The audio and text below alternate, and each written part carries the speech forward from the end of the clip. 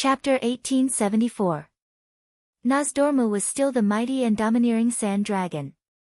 His tone was also full of majesty.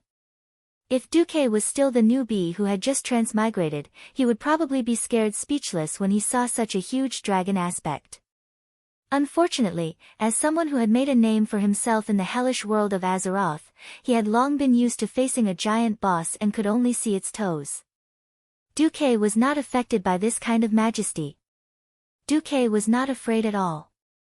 Beside him, Queen Sylvanas raised her hand, and the three of them were lifted into the air by a gentle wind. They were level with the dragon's head. Hee. 2 demigods, 1 earth messenger. I'm starting to wonder if my future self has a screw loose. Nozdormu's words should be considered self-mockery. Duque curled his lips. No. You should be very clear about when you will really collapse. The Nozdormu of our time still has enough rationality. He does not force things, but he still has hope in his heart. That's why Sylvanas, Thrall, and I are here. Duque took the initiative to mention Nozdormu's collapse. This touched Thrall's nerves, but Thrall remained silent. Nozdormu raised his dragon head and said, "Wait and hope." Yes. Duque was sure. Nozdormu's eyes, which were made of sand, suddenly bloomed with divine light. The huge dragon head nodded. Very well, I allow you to enter the world of this time. But remember, don't mess around. The other you is also an outsider. At this point in time, I can't predict what will happen when 2 Duke Marcus come together. The King of Time seemed to be implying something. One mistake and it will become an eternal cycle of time, like a circle that will never stop spinning, and you will never be able to get out. Duque gritted his teeth and thought to himself, fine. 2 transmigrators are scary enough, and both of them are me. This kind of F***king. Just thinking about it is a nightmare. But at this point in time, I should be staying in Azhara's city and living a depraved but happy life, right? Duque nodded. I will. As for the giant dragon soul, that thing is indeed being forged. Nozdormu interrupted him. But I won't help you with anything. I'll just quietly supervise you. I am a guardian, not a creator. No one knew whether they were quietly watching Duque act cool or quietly watching Duque court death. Duque sighed. Sure enough, a person with a wild imagination who was good at creating and a person with a rigid mind who was good at repetitive labor were creatures of 2 different worlds. The Nozdormu of this timeline was even more stubborn than the Nozdormu of Duque's original timeline. Being able to do this was a big green light. Face should be given to each other. Since the other party wasn't an enemy, Duque bowed and said, "Thank you very much." Coming out of the caverns of time, Queen Sylvanas and Sal looked at Duque at the same time. What do we do next? Duque tapped his temple rhythmically with his right index finger. If we don't care about the consequences, there are many ways. When Duque said this, Sal was secretly shocked. Those were the 5 dragon aspects. If things went wrong, even Nesario, who hadn't publicly betrayed them, might join in the encirclement. Against the 5 dragon aspects, Duque, are you that confident? Sal felt a wave of shame. It was a difference between heaven and earth. He once wanted to break through to the demigod realm and truly make the tribe invincible. Unfortunately, the situation changed too quickly. Before he had time to break through to the demigod realm, Duque had already cleared the turmoil in the 3 elemental realms and ruled the 3 realms. Anguirus, whom he had to trust, had messed up the tribe.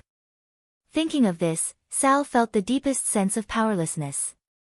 Duque was obviously creating a new future that even the Time Dragon King, Nozdorm, had never seen before.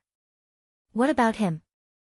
Although he used to shout, Lord_Tar, he had always proclaimed the spirit of death. He preached that he would rather die than win, but he had to shoulder the lives and future of more than 1 million of his fellow orcs. When the day came when the Alliance and the Horde faced off, would he really be able to take them down with him? Helplessness and bitterness. This was the deepest feeling in Sal's heart. Duque glanced at Sal and saw that Sal was conflicted, but he couldn't care less about Sal's feelings. If he was just an alliance player, maybe he wouldn't mind apostatizing and becoming a horde player. The point was, whether it was Duque or Duke Marcus in this life, he was a human. This meant that he could only consider the future from the standpoint of humans and the alliance. When the day came when he had to fight Sal, maybe he would pity Sal, but he would never hesitate.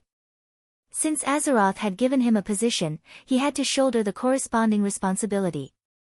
In the face of the general trend, there was no room for any hindrance. Duque sighed slightly and retracted his thoughts. Next, I plan to sneak into the Sleeping Dragon Temple and destroy the first prototype of the Soul of the Dragon. As long as I succeed, that guy Nosdorm will definitely suggest making a few more. Anyway, for Nesario, the Soul of the Dragon is only meaningful if the power of the Dragon King is used by the 4 Dragon Kings. Without the power of the Guardian, it's just a platinum disc that can be replicated. Queen Sylvanas and Sal were stunned. Sal was stunned. Wait, what identity are you going to sneak in? Duque glanced at the bronze dragon man guarding the entrance of the Cavern of Time in the distance, and took the 2 of them around a corner. When he was sure that no one could see them, he raised his hand and covered the 3 of them with a spherical curtain of flames. Then, he entered shadow form in front of the 2 of them. Sal was dumbfounded.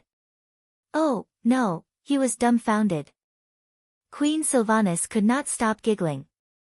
You bastard, this is how you took care of Sister Tyrande. Duke did not reply to her. Instead, he was filled with righteousness, evil. The Burning Legion suddenly heard that the dragons wanted to create an unparalleled artifact to destroy the demon army. Isn't it normal for them to send a powerful demon lord to launch a sneak attack? That's right, the guardian dragons are at war with the demons. Hey! In that case, you'd better be careful. Don't die in the Wormrest Shrine without knowing why, Queen Sylvie joked as she touched her seemingly flat abdomen. Queen Sylvie's subtext was obvious, Duke, you can go and make trouble, but if you dare to mess around, you'll be killed by your own people. My child's father died before he could even make a sound. I'll hate you forever. Duque laughed. Of course, I won't take the risk myself. The point is that a Void Lord attacked the manufacturing field of the Soul of the Dragon, did indeed happen. Chapter 1875. At that time, the Burning Legion was wantonly coming out of Azhara through the portal opened by Du, burning and destroying all over the world. Before the collapse of the ancient Kalimdor continent, the location of the Dragon Sleep Temple was quite close to the center of the continent. The shape of the broken Noscent continent on the map looked like a kidney. The Dragonbone Wilderness where the Dragon Sleep Temple was located in the middle of the kidney, near the southern part. In addition, the dragons were the vanguard of the anti-demons, so it was normal for the Dragon Sleep Temple to be invaded by demons. On this day, the demons once again attacked the Dragon Sleep Temple. Duque, who was lurking in the front line, saw with his own eyes the dragons guarding the temple encounter the first wave of demons. It was a group of Doom Walkers and Doom Guards. The huge wings gave the Doom Guards and other demons extraordinary flying ability, and they rushed straight to the Dragon Sleep Temple. However, they were immediately attacked, with all kinds of dragons entangling them. The blazing breath made them no longer pay attention to the Dragon Sleep Temple. The green dragons used poisonous breath, and even worse, their ability to control nightmares. At least, Duque and the others saw with their own eyes 2 high-grade demons suddenly scream and run away without warning, as if some indescribable horror was chasing them. Dumok wondered maliciously if the one chasing them was Quafu. Quafu chasing the sun. Chasing the sun, isn't that scary? Yes, yes. The battle in the sky was very exciting. The 5 color dragons worked together to attack from the front and back. The blue dragons used their ice magic to slow down the enemy or directly freeze them, while the red dragons used flames to deal with the demons with lower magic resistance, and the black dragons, with the acceleration ability given by the bronze dragons, used their more powerful melee ability to kill and tear the demons to pieces. The 5 color dragons worked together to fight, and the opponents were outnumbered. Almost every 5 dragons of different colors formed a group, working together to deal with a small group of demons that did not exceed 2 digits. They cooperated well, and often the attacks that the enemies thought could cause damage were just like fireflies flying into a flame. But the endless demons did indeed attract the attention of the guardians of the dragon's slumber shrine. No one noticed that a blue dragon swaggered into the temple. Well, he was also carrying a blue dragon who was covered in blood and half dead. "My brother is injured. Is there anyone from the red dragon race who can help save him?" the blue dragon shouted in Draconic. The other temple guards glanced at him and sighed, "We can't save him, unless an ancient dragon comes to help." The blue dragon had a look of despair. The hierarchy in the dragon's slumber shrine was actually quite strict. The guardian dragons were naturally the highest, and the ones below them were ranked according to their age. Naturally, they were ancient dragons, adult dragons, infant dragons. Below the pure-blooded dragons were the draconians who were more like dragons, and at the very bottom were the draconians. Now that they were at war with the Burning Legion, the red dragons, who were in charge of life, were too busy trying to save the other 4 giant dragons. Where would he find the extra mana to save a lowly draconian? Returning to the embrace of nature and dying in Dragonbone Wasteland was the greatest gift to these subsidiary races. Sure enough, the injured blue dragon breathed his last after a while. The blue draconid who carried him in was grief-stricken, and soon got up to tell the draconid guarding the middle gate. "My brother has a top-secret report for His Majesty Maligos." That was the information he had exchanged with his life. "I request to meet His Majesty in person." The draconid was a little puzzled. "You are," the blue dragon introduced himself. "My name is Dog Shit." "Oh, my primordial dragon language isn't very good."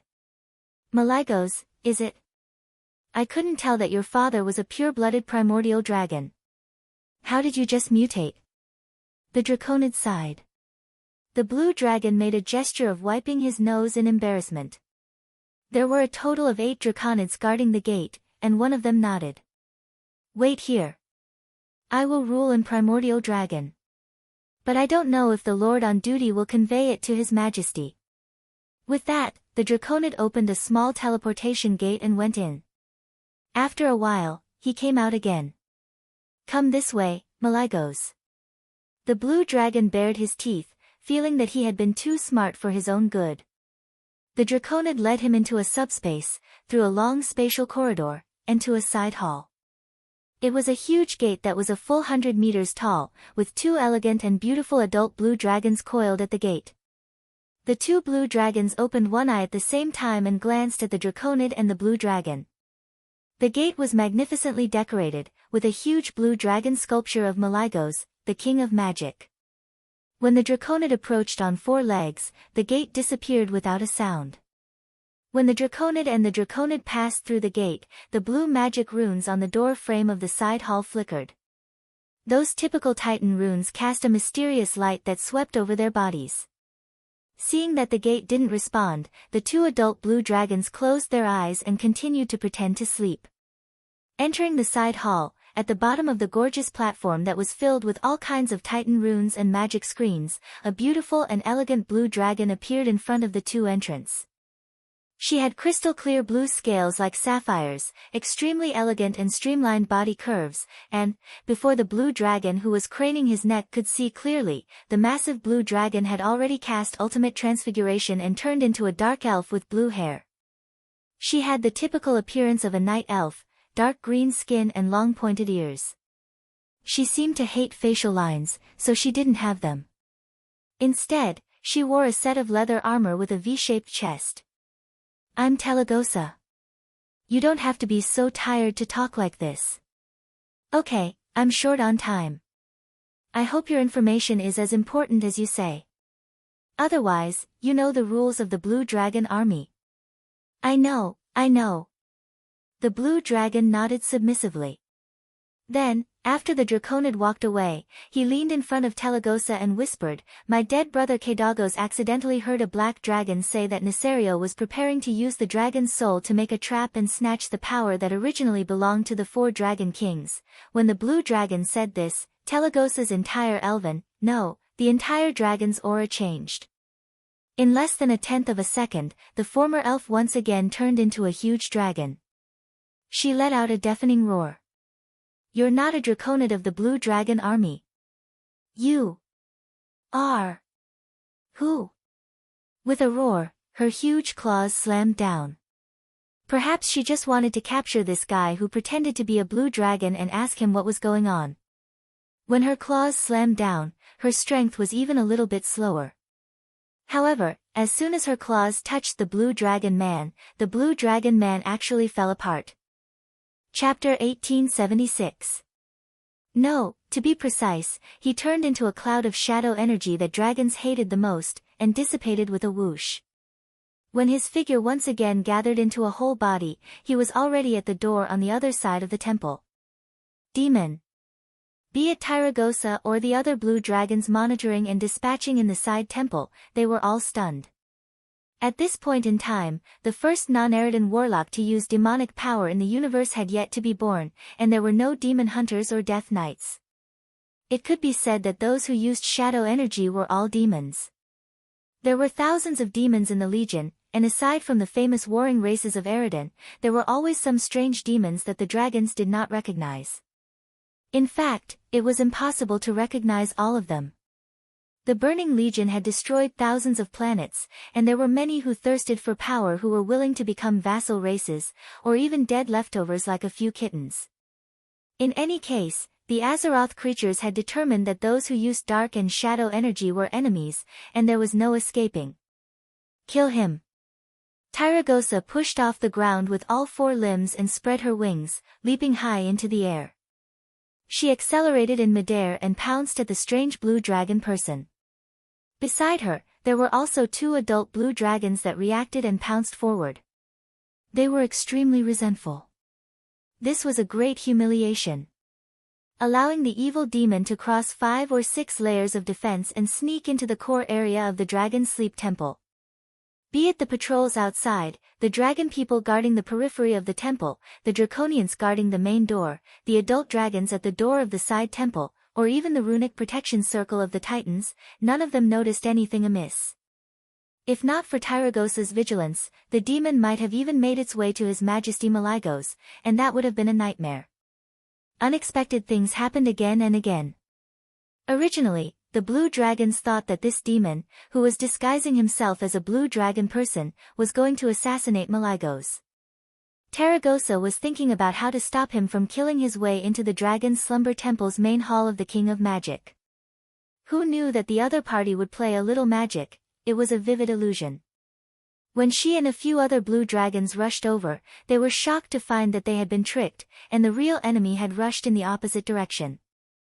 When they chased after it again, the other party actually used the magic gate of the Dragon Sleep Temple.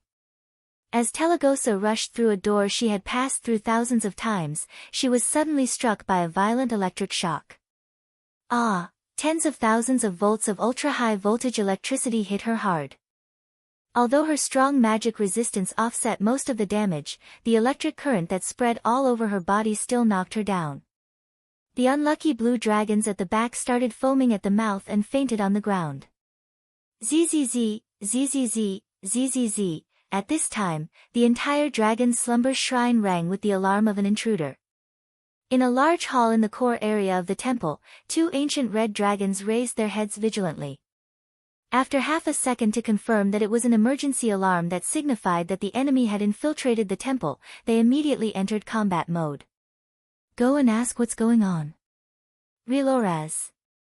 The ancient red dragon called Reloraz immediately asked through the magic mirror. After receiving a reply, he turned his snake-like neck. There's trouble at the blue dragon's side. A shape-shifting demon disguised as a blue dragon entered the core zone. No one knows what that demon wants to do, but we have to be on high alert before that demon is destroyed and proves that the Dragon Sleep Temple is safe again. At this moment, the majestic doors of the hall opened with a bang. The one standing at the gate was a blue dragon that looked very small. Careful!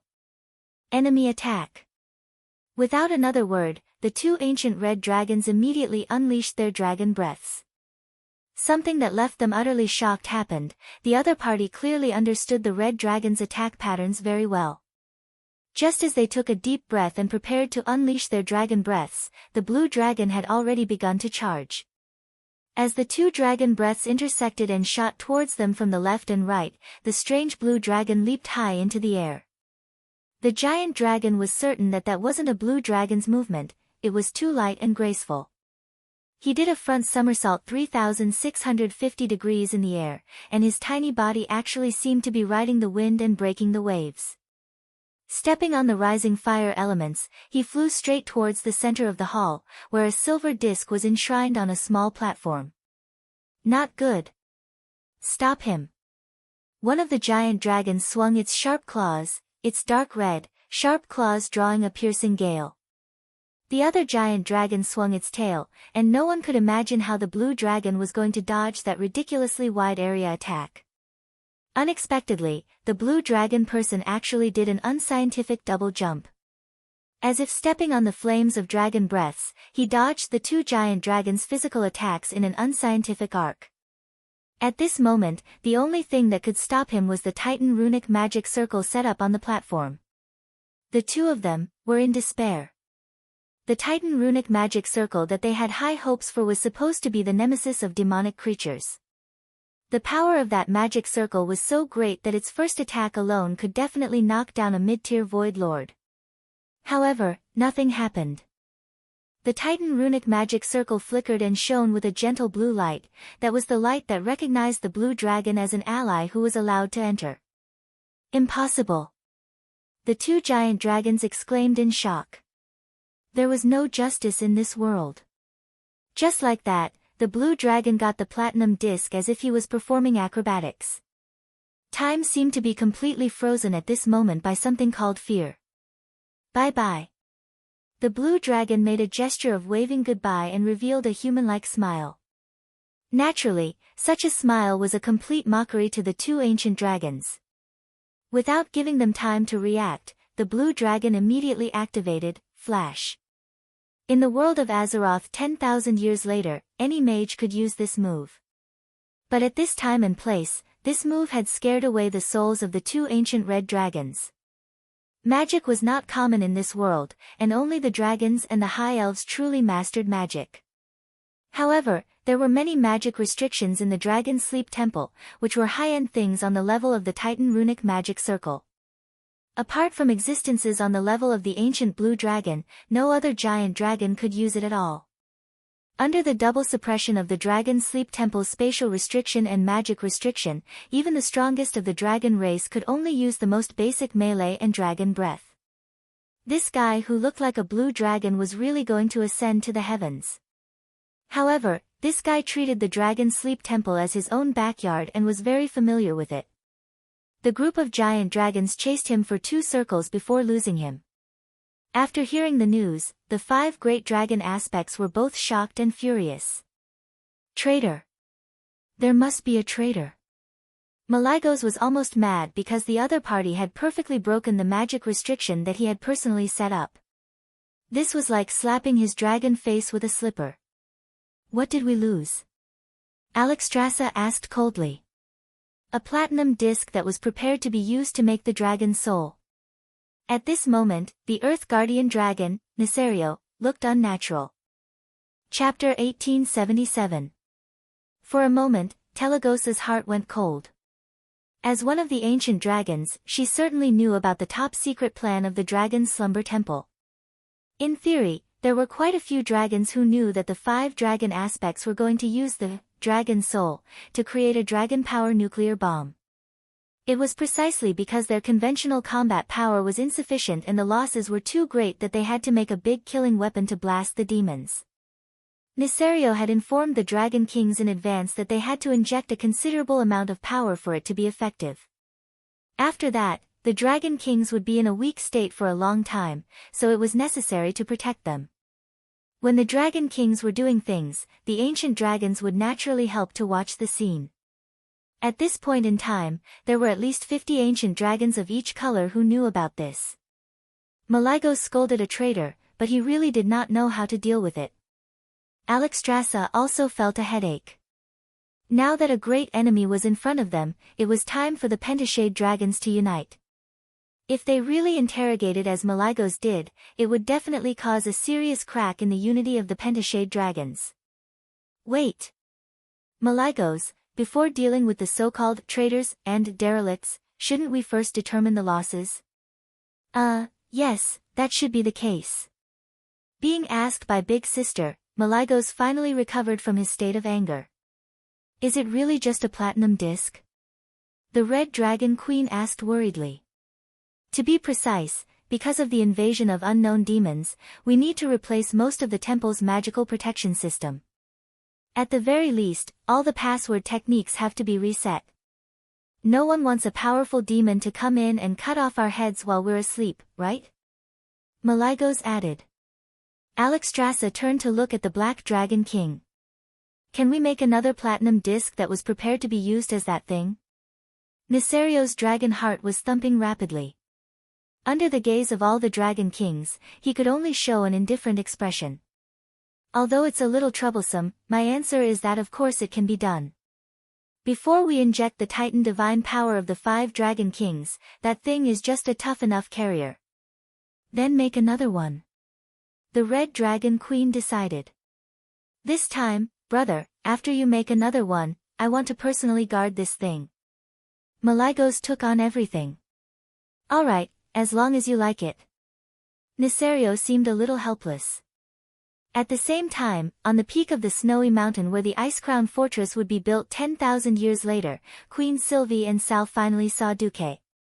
You succeeded.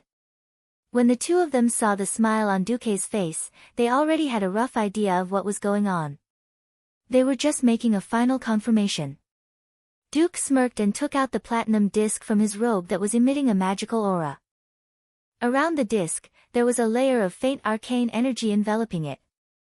When I, your husband, set out, when have I ever failed? Duque chuckled. Then, shall we go back now? Sal asked. Duque shook his head.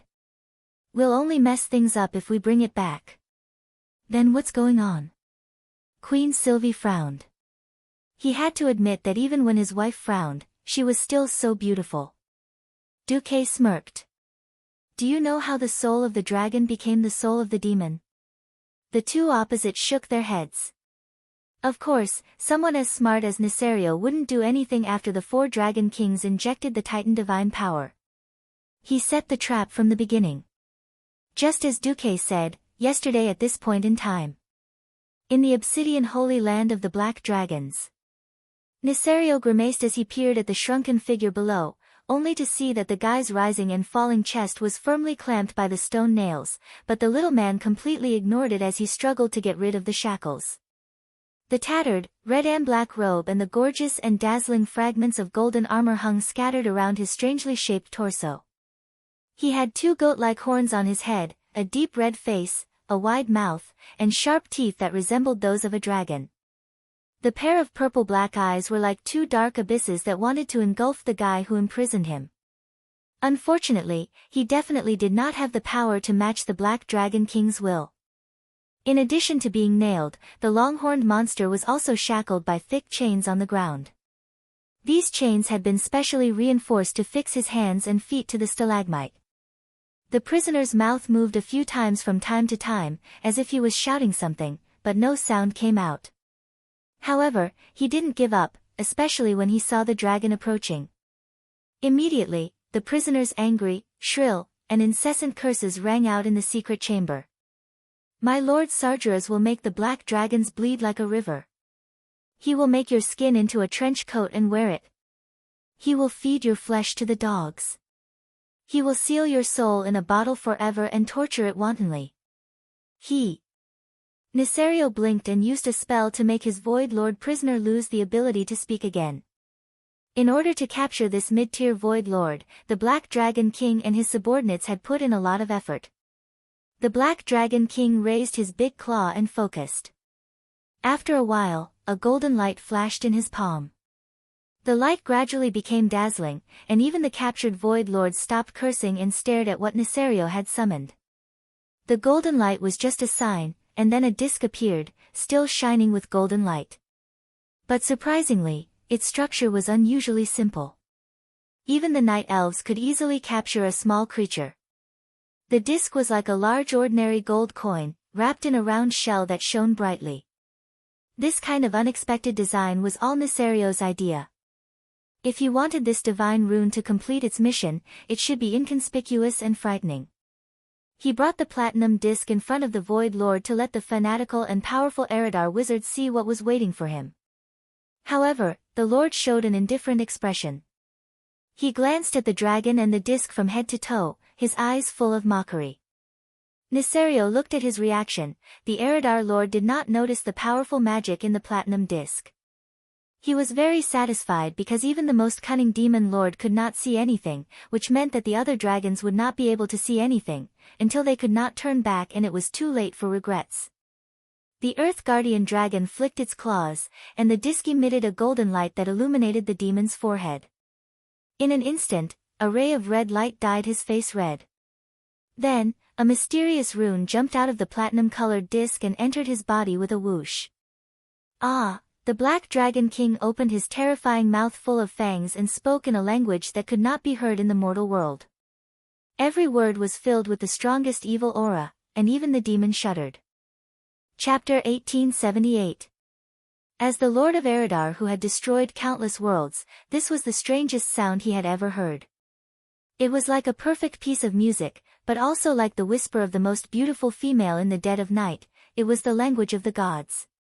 As Nisario spoke, the platinum-colored disc began to shine again. The mysterious glazed light shrouded the huge secret chamber, and it became more and more dazzling with every syllable the Black Dragon King uttered. The simple outer shell of the disc could not conceal the brilliance of the divine runes inside. The Lord of Eridar involuntarily opened his mouth to the limit due to the severe pain. A silent cry brewed in his throat, and blood flowed out of his horrified eyes. It was a mixture of blood and tears. His entire body arched backward, and his blue tail slapped the rocks frantically. He was known as a demon in many worlds, but now he was tearing at the mysterious metal chain that bound him as if he was possessed. He used so much force that he even tore off the flesh on his wrists and ankles, causing them to bleed profusely. This was not an escape, but a purely painful struggle. Soon, his skin, muscles, and even bones began to rot. Everything that could be called living tissue fell off his body inch by inch, and finally, like weathered stones, they cracked under the strong wind and fell piece by piece. Even so, his soul was still screaming and wailing. He was not afraid of death, for death could allow his soul to return to the distorted void. However, this kind of evil divine spell that completely absorbed the soul was his true nemesis. Not only was his life withering, but even his soul was distorted into another kind of existence. This even made it impossible for him to activate the death sequence in the distorted void. If the distorted void confirmed his death, it would separate a mass of soul-nourishing substance to nurture his soul and make up for the defects of his soul as much as possible on account of his status as a lord. Now, he was just missing. The evil divine light disappeared, and the runic metal chain that bound the demon lord moments ago was still swaying in the air. The Black Dragon King was like a loving father to his beloved son. He used his 2 claws to gently pinch a rune that emitted gentle waves from the skull, and then recited an incantation, embedding the rune back into the platinum disc.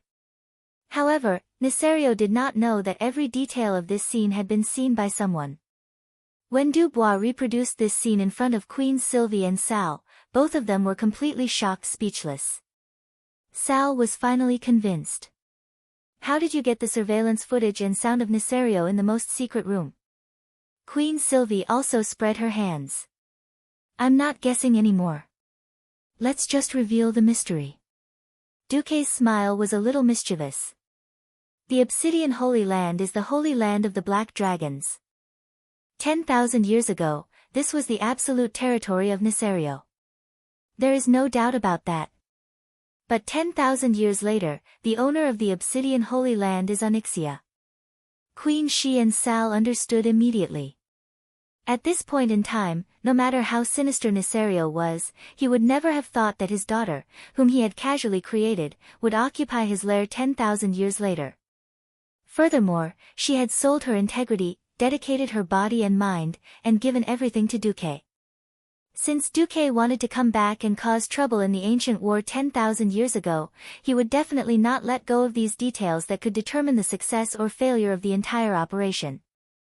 Before returning, Duque had confirmed with the Black Dragon all the restrictions, magic defense systems, and surveillance systems in the Obsidian Holy Land. Duque smiled and said, "I once thought, why can't the Dragon's Sleeping Temple remake a Soul of the Dragon? The answer is obvious. That's because the Soul of the Dragon was personally created by Nesario. To be precise, he created it within Zotha's evil divine arts. Almost from the beginning, the Soul of the Dragon didn't exist. From beginning to end, there was only the Soul of the Demon." Sal continued Duque's train of thought. "We can't just take the Soul of the Demon back like this. Because this thing itself has serious flaws." Queen Sylvie's eyes also lit up. "Or rather, the soul of the Void Lord of Eridar that has been transformed and fused into the Platinum Disc is the biggest problem. We don't know what the consequences and changes will be when it passes through the space and time tunnel." Duque gently pressed his right hand on the Platinum Disc. "Our task is very important. Seizing the disc is just the first step. We still have to remake the Soul of the Dragon at this point in time." Yes. Remaking the Soul of the Dragon was the biggest reason why Duque spent so much effort to return to the ancient war. He could indeed return with the Soul of the Dragon, after eliminating the Void Lord according to the original history. Alexstrasza and the other 4 dragon aspects, who worked hard to protect the world, would definitely not have any objections to this. But Duque didn't want that. It turned out that in history, Sal was able to sustain that output. Apart from the fact that he was indeed awesome, the original design of the Soul of the Dragon was secretly beneficial to the Earth Guardian. When the 4 dragon aspects fully injected their own and the power given to them by the Titans, Nesario pretended to input his power. His clumsy performance definitely couldn't fool the Dragon Kings other than Nozdormu. The biggest key here was that Nesario had secretly retrieved his power and set up a temporary storage space so that he could retrieve his power when the other 4 Dragon Kings were not paying attention. The Soul of the Dragon was like a nuclear reactor. The power of the 4 Dragon Kings produced a reaction similar to nuclear fusion. Only Nesario's power was not added, so the effect was definitely inferior. Therefore, the Soul of the Dragon had a second layer of trap. That was, he should be able to use some method to forcibly extract more power from the 4 Dragon Kings who had already lost a lot of blood, and further widen the gap between them and Nesario. That was the foundation of the perfect betrayal of the Wings of Death. Duque believed that it was this double trap that was the core element of the 4 Dragon Kings' demise. Only by eliminating these 2 traps could the Soul of the Dragon achieve the goal of eliminating Nesario at this time of the cataclysm, and at the same time, preserve the vitality of all the Dragon Kings to the greatest extent. For this, he needed to secretly learn the production method. The best way was to watch Nesario create the Soul of the Dragon again. Hee. I don't care if you learned it from N'Zoth, or if you made it at N'Zoth's place. Now that the 4 Dragon Kings are after you, you won't have the chance to go back to some secret place to work. Dumuk sneered. Sure enough, as Duque expected, after Nesario returned to his lair, the Obsidian Holy Land, he flew into a rage in the secret room. Bastard! Bastard! Bastard! Could it be a companion of the demon Lord of Tapalas? A demon stealing a demon. What's the use of the Soul of the Dragon? Chapter 1879. At this point in time, Nesario was not that arrogant. He had indeed been driven crazy by N'Zotha's murmurs of the ancient gods, but he did not have the capital to be arrogant. In terms of fighting ability, there were at least 4 others who could fight as well as he could. Little Naizi's true uninhibited love of showing off had to start from his success in tricking his siblings and destroying the hot-headed Maligos and his Blue Dragon Legion in one fell swoop. Now, he was just a scheming Dragon King. No matter how scheming he would not have thought that the magic defense system of his lair had already been completely destroyed by Duque. Duque was also very cunning. He knew that dragon kings were very sensitive to things like spying. Not to mention malicious gazes. Little Nizi, who now had a guilty conscience, would immediately give up on recasting the soul of the dragon at the slightest sign of trouble. What Duque used was passive sensing. He used the magic defense circuit of the Obsidian Holy Land to record the fluctuations caused by Neserio's every move in the secret room, and then recreated it in his mind with the system. Perception was a very mysterious thing to say. In fact, it was the same as the human body. When the wind blew, the hair and skin on the surface of the body would feel it. If there was a stove or an air conditioner around, it would still feel hot and cold. No matter how small the movements of such a huge black dragon were, it would still be earth-shaking in the ears of people. And as the earth aspect dragon, Neserio itself was a high-energy reactive body. As long as the surrounding magic defense system could receive all signals about the inside, it was no different from Duque standing next to little Nizi and watching him do it. Of course, at this moment, under the gaze of Queen Sylvanas and Thrall, Duque was just a strange person who was meditating like an old monk.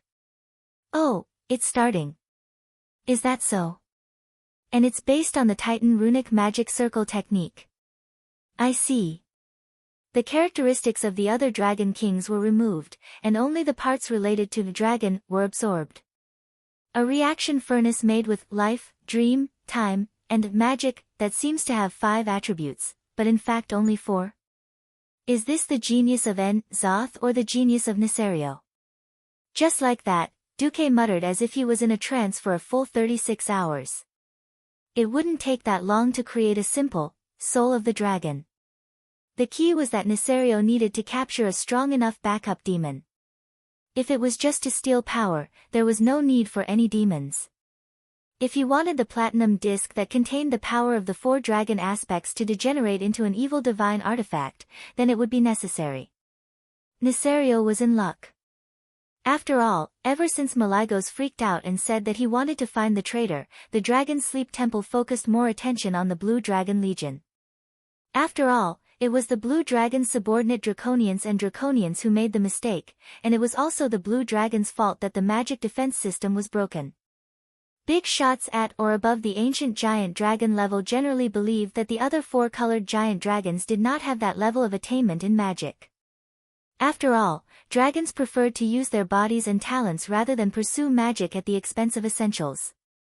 The Black Dragon army frequently attacked at the front lines, which was seen as a sign of responsibility.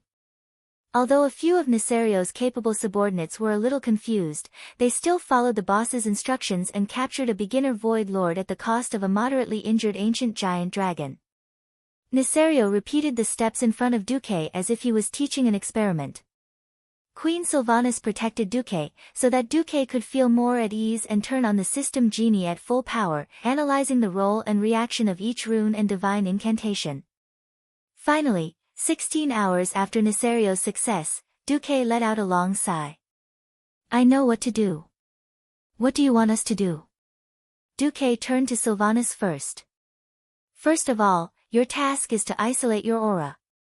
I want you to provide a complete aura shielding array for us to modify the soul of the demon at the location of the Ice Crown Fortress in the future without alarming the Dragon Sleep Temple and Al-Akir.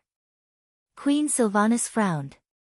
It's going to be quite a commotion, isn't it? Why does it have to be here? Because the real source of the magic ley line here is the Well of Eternity. Although the Well of Eternity has shut off the output of magic to the outside, it is actually only the main ley line that is closed. There are still some small magic tributaries that form the hidden magic ley line. I can't rebuild the magic net at this point in time during the Ancient War, so I can only use the ready-made ones. What about me? Sal asked. Your task is more important. I will teach you how to modify the soul of the dragon. Take note, this thing is about as difficult as you using a tomahawk to operate on a mosquito. Although your failure will not cause any big explosion, I will have to forcibly snatch the soul of the dragon, again. History will even change greatly because of this. At that time, Nosdorm at 2 points in time will definitely find trouble with us. I will try my best. Sal was quite calm. Duque looked up. The last thing is the timing. We have to choose when the 5 dragon kings inject power into the soul of the dragon. Only then will the 5 dragon kings not have a chance to cause trouble. Okay. The two responded in unison. The history of the ancient war seemed to be continuing according to what a certain someone was familiar with. The Burning Legion, which was endless and of incomparable quantity and quality, began to gain a greater advantage on the battlefield. While the 5 dragon kings were preparing to inject power into the soul of the dragon, Duque No. 1, who was playing Infernal Affairs, was busy having sex with Tyrande. And now, Duque No. 2 was setting up a backup plan. Finally, the historical moment arrived. A terrifying energy wave, just like history, came from the dragon's sleep shrine. Even though they were far away, Duque and the other two could still clearly feel a huge force brewing. This naturally attracted the attack of the demon army.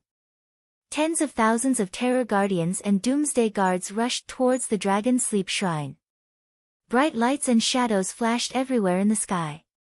Be it the demons or the giant dragons, they all fell down like dumplings. On the platform at the top of the dragon's sleep shrine, Nesario, who was pretending to inject power, suddenly felt his heart palpitate. He exclaimed a name in his heart, Tupalas. The name of that demon lord. The soul imprint that he had engraved in the demon's soul was erased. At this moment, in the deepest part of a huge ice cave that should have become the Ice Crown Fortress, Sal looked at Duque with some trepidation as he skillfully manipulated the power that should have belonged to the Burning Legion. The power of shadow seemed to be dancing on Duque's fingertips. Duque easily and perfectly dissected the demon's soul that had gone deep into the platinum disc rune magic circle. Chapter 1880. Dumuk poured cold water on Sal's head and told him that there were only 2 beings on the entire planet who had the original Titan runes. One was the current Blue Dragon King, Kalegos, and the other was Duque. Without the permission of the Sleeping Dragon Temple, Duque wouldn't even let Sal see it. The 2 ancient dragons immediately agreed and flew towards the mountain where the Ice Crown Fortress would be located in the future with more than a dozen adult dragons and a group of young dragons. Of course, he longed to master this magical and sacred power, but Duque had no intention of teaching him. He was captured purely to work for him. This was the Ice Crown Fortress in the future.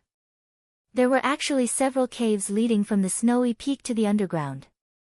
Later, Nathzul and Arthas, who became the Lich King, ordered the Crypt Arachne to dig and reinforce the caves, eventually forming an underground passage connecting the Ice Crown Fortress and the northwest of the Dragonbone Wilderness. The entrance of the passage was the famous Gate of Divine Wrath in the future.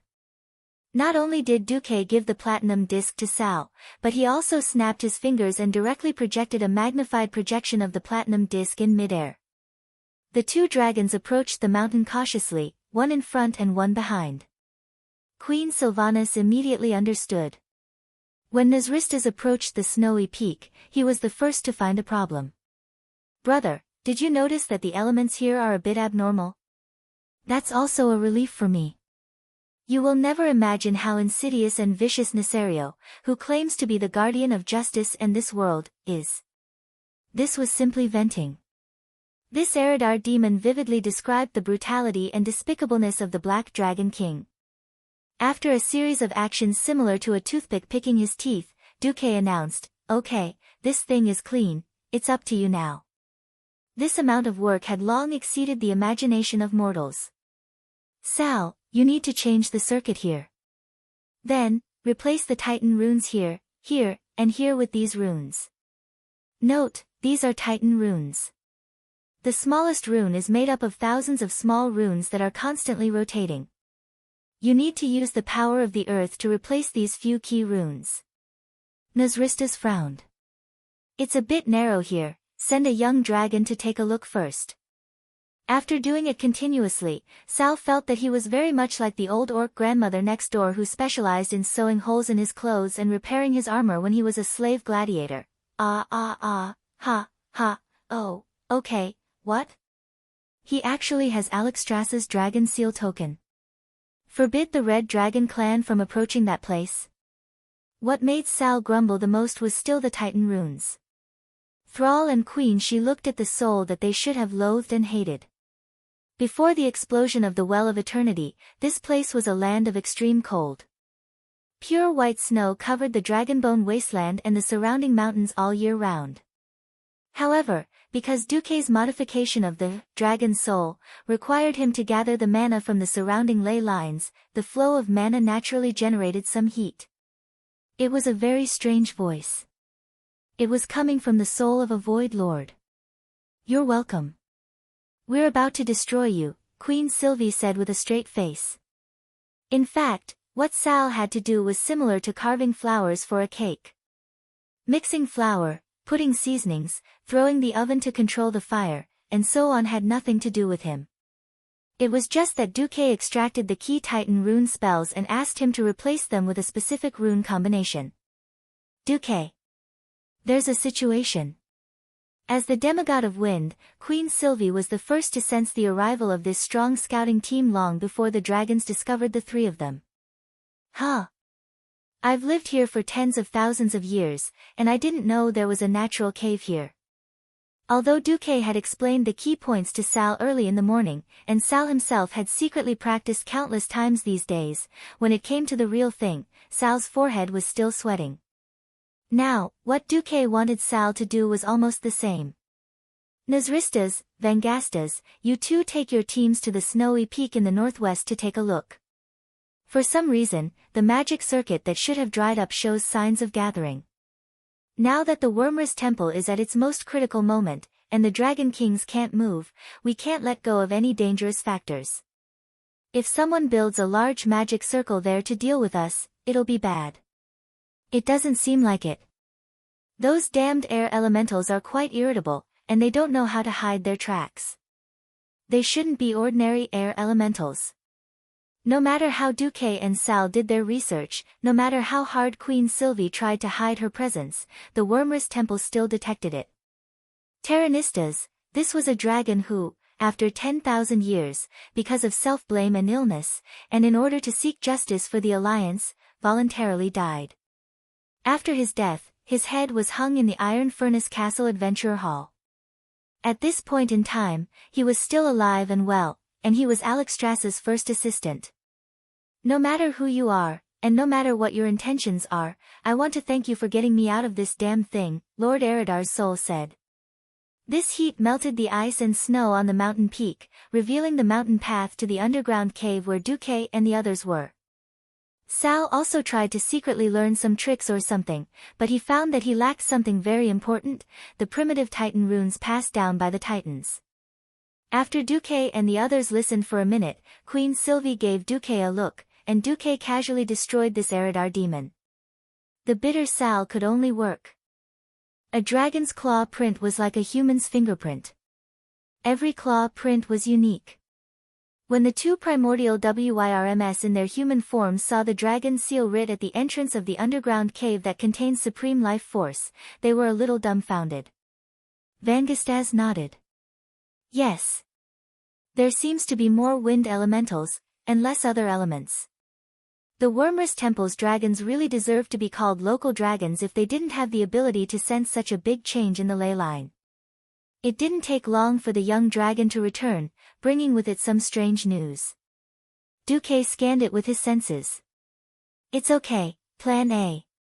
For example, this was like stuffing a polar bear into a child's sock. Of course, it was impossible, but there were ways to get rid of it. For example, the whole bear could be burned in the incinerator, leaving only ashes.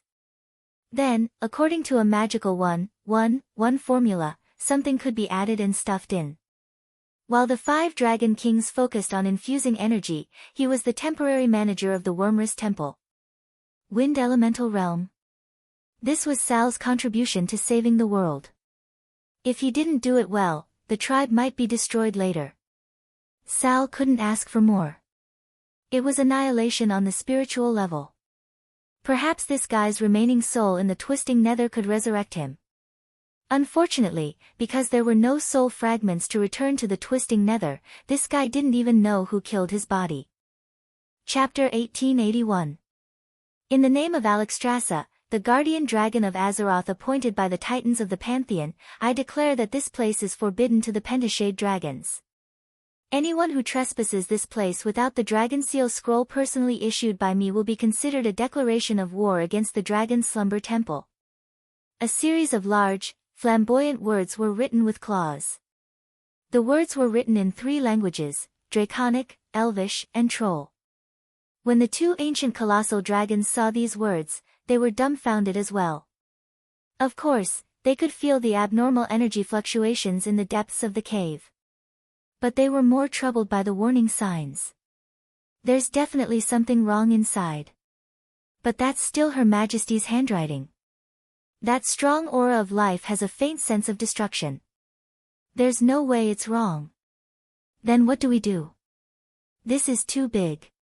I'll go back and report it to Terranistas personally. You stay here with the other dragons. After returning, Terranistas also had a huge headache. The magic fluctuations there were too strange, too abnormal, and there had to be such a thing. It was simply asking for the dragon's life. Left with no choice, Terranistas found the second-in-command of the various dragons and explained the situation. He said to the Blue Dragon Queen, Syndagosa, and the second-in-command of the Bronze Dragon, Anachronos. Now that the 5 Majesties are at the most critical juncture, as jointly appointed by the 5 Majesties as the acting chief of the Dragon's Slumber Temple, I give you an order. Ignore Her Majesty Alexstrasza's Dragon Seal scroll in the cave, and lead the special forces into the deepest part of that strange cave to find out what's going on. I'll bear any responsibility. There was nothing wrong with this order, and the Pentashade dragons were indeed uneasy and worried, so Syndagosa and Anachronos accepted the order. They brought their personal guards, as well as the elites selected from the Pentashade dragons. In total, there were 11 ancient dragons, 100 adult dragons, and nearly 1,000 dragon men and half-dragonmen. They ignored the Dragon King's Dragon Seal scrolls one after another and charged into the belly of the mountain in one go, only to be hit. This is His Majesty Isera's. Snore, yes, Syndagosa, Anachronos, and the other dragons were all King asleep. Their necks intertwined, and their claws tangled. If it was a human, this might be a very dirty scene. For the dragon race, this was just the inevitable result of Isera's personally made magic tools. Deep in the cave, Queen Sylvie was a little nervous. Duque, are you done? Don't rush me. It's about time. No. The main reason was that the 3 great dragon kings had given us were almost all used up. If they don't give up and continue to charge down, I'll make my move. Don't blame me for changing history then. Calm down, I still have illusions. Duque replied to Queen Sylvanas. Before he came, Duque asked the 3 dragon kings for the keepsakes and explained their uses. The 3 veteran dragon kings were very cooperative. Thinking about the fact that their old subordinates might be killed prematurely when they returned to the ancient times, they handed over non-lethal items. In fact, Syndagosa and the other dragons were a little apprehensive when faced with such a move from their leader. If Duque were to make a move, the immediate effect would be good, but the problem was that once the dragons woke up, they would think that this was a shameless trap set up by outsiders using the 3 dragon kings as a cover. If they had no scruples, they would suddenly advance. Duque could not guarantee that Maligo's wife would not die prematurely. There was a huge difference between Nisario killing the Blue Dragon King's wife and Duque killing his wife. Fortunately, this was Duque's plan and game. Just as the suspicious dragons, who had been tricked by their Dragon King 10,000 years later, carefully crept into the belly of the mountain, they found that the mountain was long gone. Just as Duque and the other 2 were secretly stirring up trouble in the ancient war, a muffled thunderous sound alarmed all the intelligent creatures on the south coast of Northrend.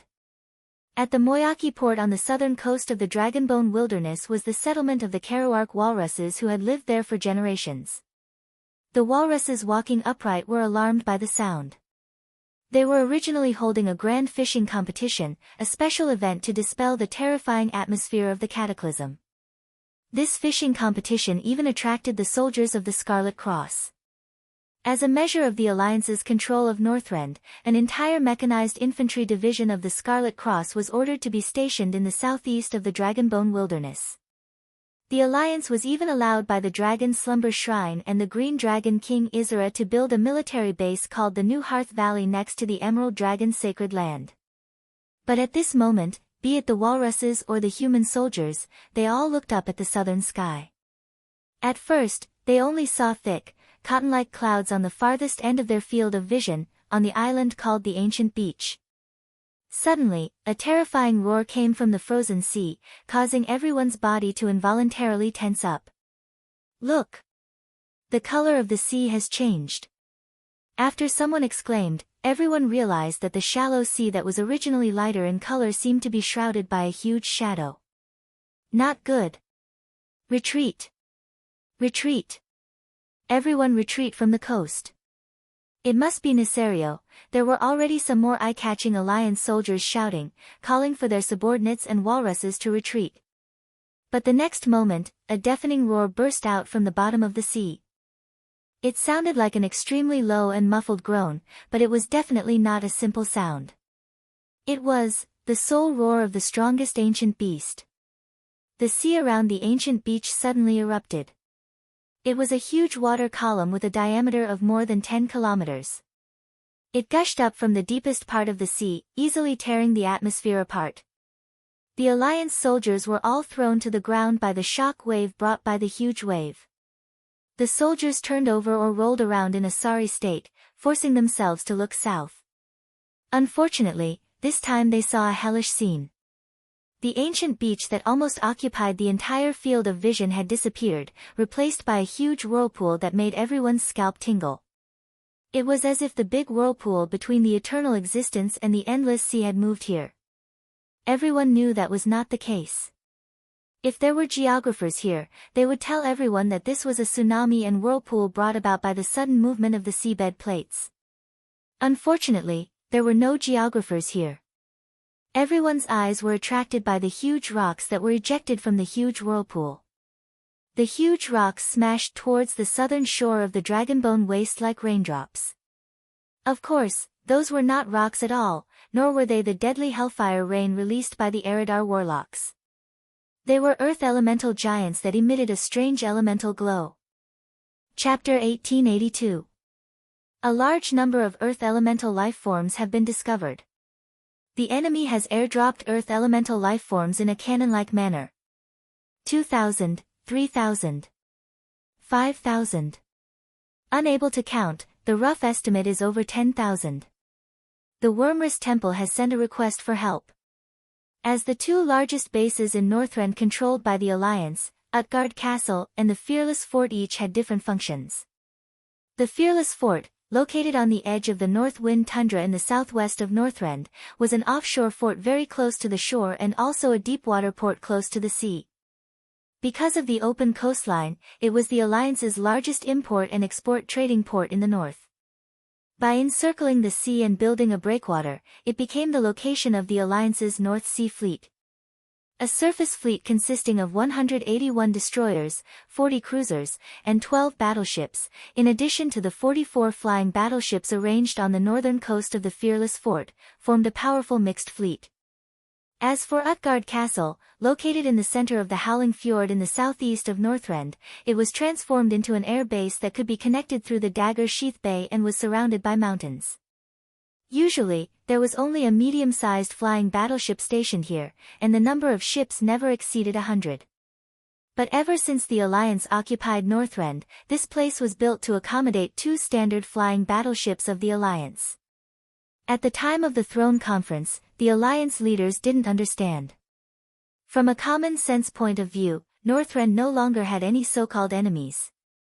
The world's 2 most powerful guardians, the Wormrest Temple and Otter, were here. The only enemy that could be considered the Scourge had been erased, and even the current Lich King was on their side.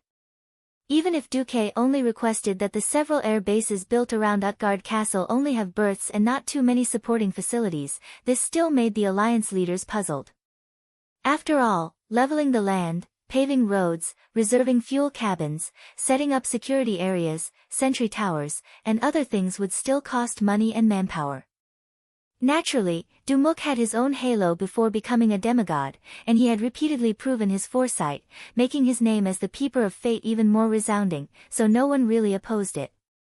In any case, even the cost of building the base was paid by the Marcus family, which would be deducted from the Alliance's membership fees. Duque said that if the base couldn't be used, then this debt wouldn't need to be paid by the Alliance. But everyone knew that a certain due would never make a loss. With the arrival of the new Great Maelstrom, Utgard Castle and the Fearless Fortress became the front lines of the battlefield. In the Fearless Fortress, all kinds of alarms were ringing, and the latest magic surveillance mirror kept outlining the enemy's silhouette. More than 1,000 earth elemental creatures have been discovered at the bottom of the sea, the monitor shouted. Don't worry, that's the job of Vasht's underwater troops. Muradin Bronzebeard was very calm. Unless Vasht sends a request for help, we'll block the news from that side. Understood. Immediately after, new intelligence came. 3 Neltharion clones were found, plus a group of twilight dragons, 800 adult dragons, 3,000 baby dragons, and the number is still increasing. Distance, 32,000 meters. Muradin tugged at his well-groomed beard. There are no dragons to cover us this time. Muradin turned to the 2 magic mirrors. Bulang, my good brother, do you think we should take that thing out? Bulang smiled and nodded. Second brother, without the help of the Wormrest Temple this time, if we wantonly deplete someone's griffins, he'll go crazy. Kudrin in the mirror next to him had a straight face. I only have 5,000 griffins, and it's 10 to 1. If you want to use the luminous barbarian dwarves, just say it. Muradin shrugged. Then use it. Anyway, Duque isn't here, so we have the final say. Everyone, listen up, switch to tungsten core armor-piercing bullets. The order was quickly passed down. Whether it was the fleet, the cannon positions of the Fearless Fortress, or the Naxxrama's flying fortress not far to the west of the Fearless Fortress, all the gunners got busy. Although both kinds of shells were placed nearby, it was still a mess to switch. When the Twilight Dragons entered within 10,000 meters of the line of defense formed by the 2 fortresses, thousands of cannons roared almost at the same time. Thousands of shells, because of the faint holy light contained in them, showed beautiful golden lines as they streaked across the sky. The trajectory of the shells was like a fireball that swept across the sky at high speed, dragging a long tail of flames that intertwined with each other. The tail quickly disappeared at the end, and the front kept elongating. One after another, layer after layer, it was as beautiful as the fireworks at the Winter Veil Festival. Before the war, every Twilight Dragon was told that the human cannons were useless. At most, the unlucky ones who were hit by too many shells would die, and nothing else, just a little pain. But when the massive number of shells poured down on the bodies of the Twilight Dragons like raindrops, it immediately caused an effect beyond the imagination of both sides. The shells, which were thought to be just a powerful toy, clearly had the same shape as before, but it seemed to be injected with a completely different mysterious power. With a higher level of mystery, it crushed the defense of the dragon race, which had run rampant in Azeroth for more than 25,000 years and had not been effectively broken. The tungsten core armor-piercing shells easily pierced through the dragon scales and skin. After entering the muscle tissue, they seemed to have a life of their own and came to life. Pieces of shrapnel tumbled, and the purple dragon scales, skin, and even muscles were blown up by the explosion. Although there was no result of death unless it hit the dragon's head, even if it hit the chest, there were too many shells. The continuous explosions formed a scene in the air that looked like the end of the world. There were purple fragments flying everywhere, and dirty flesh and blood formed a scene like rain. Even the Alliance officers who were observing the results of the battle were almost stunned by the scene in front of them. The explosion caused by the terrifying volley turned the entire space with a diameter of 3 kilometers into a dead space. Originally, in order to avoid collisions, the distance between the Twilight Dragons was a little scattered. Now it was even more scattered. After a round of cannon fire, a sieve-like flying formation was exposed in front of the Alliance army. 3 Neltharion clones are alive, and the number of Twilight Dragons has been reduced to 29%. The monitor summarized the monitoring results immediately. Kudrin curled his lips. The Wildhammer dwarves can handle those little dragons. Come on, it's not to the point where you have to sacrifice yourselves, Bulang complained. The weakening of the role of mid-level magical beasts such as griffins, hippogriffs, and dragon hawks on the battlefield was, in a sense, also caused by the changes of the times. Using the Twilight Dragons as opponents was too strong for the griffins. Basically, the griffins could only form teams to deal with the young dragons. Anything higher would not necessarily succeed even if they used their lives. Chapter 1883. Muradin decided, 2 more rounds of volleys. Leave it to the other troops. A volley of cannons was good for dealing with densely packed enemies, but it would be a waste if the number of enemies was too small, or the spacing was sparse to a certain extent. Firing a volley of cannons was fun, but it was a pity that a round of cannons with nearly 10,000 shells would consume a kingdom's entire month's tax. No matter how Duque controlled the cost, even if he reduced the raw materials to almost free, the labor costs needed to produce the shells could not be eliminated and still had to be accounted for. There were cannons 5,000 meters away. For example, Naxxramas began to fire the new Longsong cannon, Death's Whisper, which had a caliber of more than 1,000 millimeters. At the same time, the fearless fortress below also began to drag out the Gustav cannon, which had shone brilliantly in the wrath of the Lich King. A Longsong cannon of more than 800 millimeters, no matter how much of a brake was installed, would cause an earthquake after firing. However, it was undeniable that the shells fired by this powerful Longsong cannon were the greatest nemesis of Neltharion's avatars, which had a strong vitality. No matter how Neltharion's avatars healed their injuries, in the face of absolute destructive power, as long as they were hit, they could only type GG amidst laughter. Of course, if they could hit, the avatars were generally more than 100 meters long, but 20 kilometers away, they could not be seen even with binoculars. Hitting a 100-meter-long thing from 20,000 meters away was like using a cannon to hit a mosquito.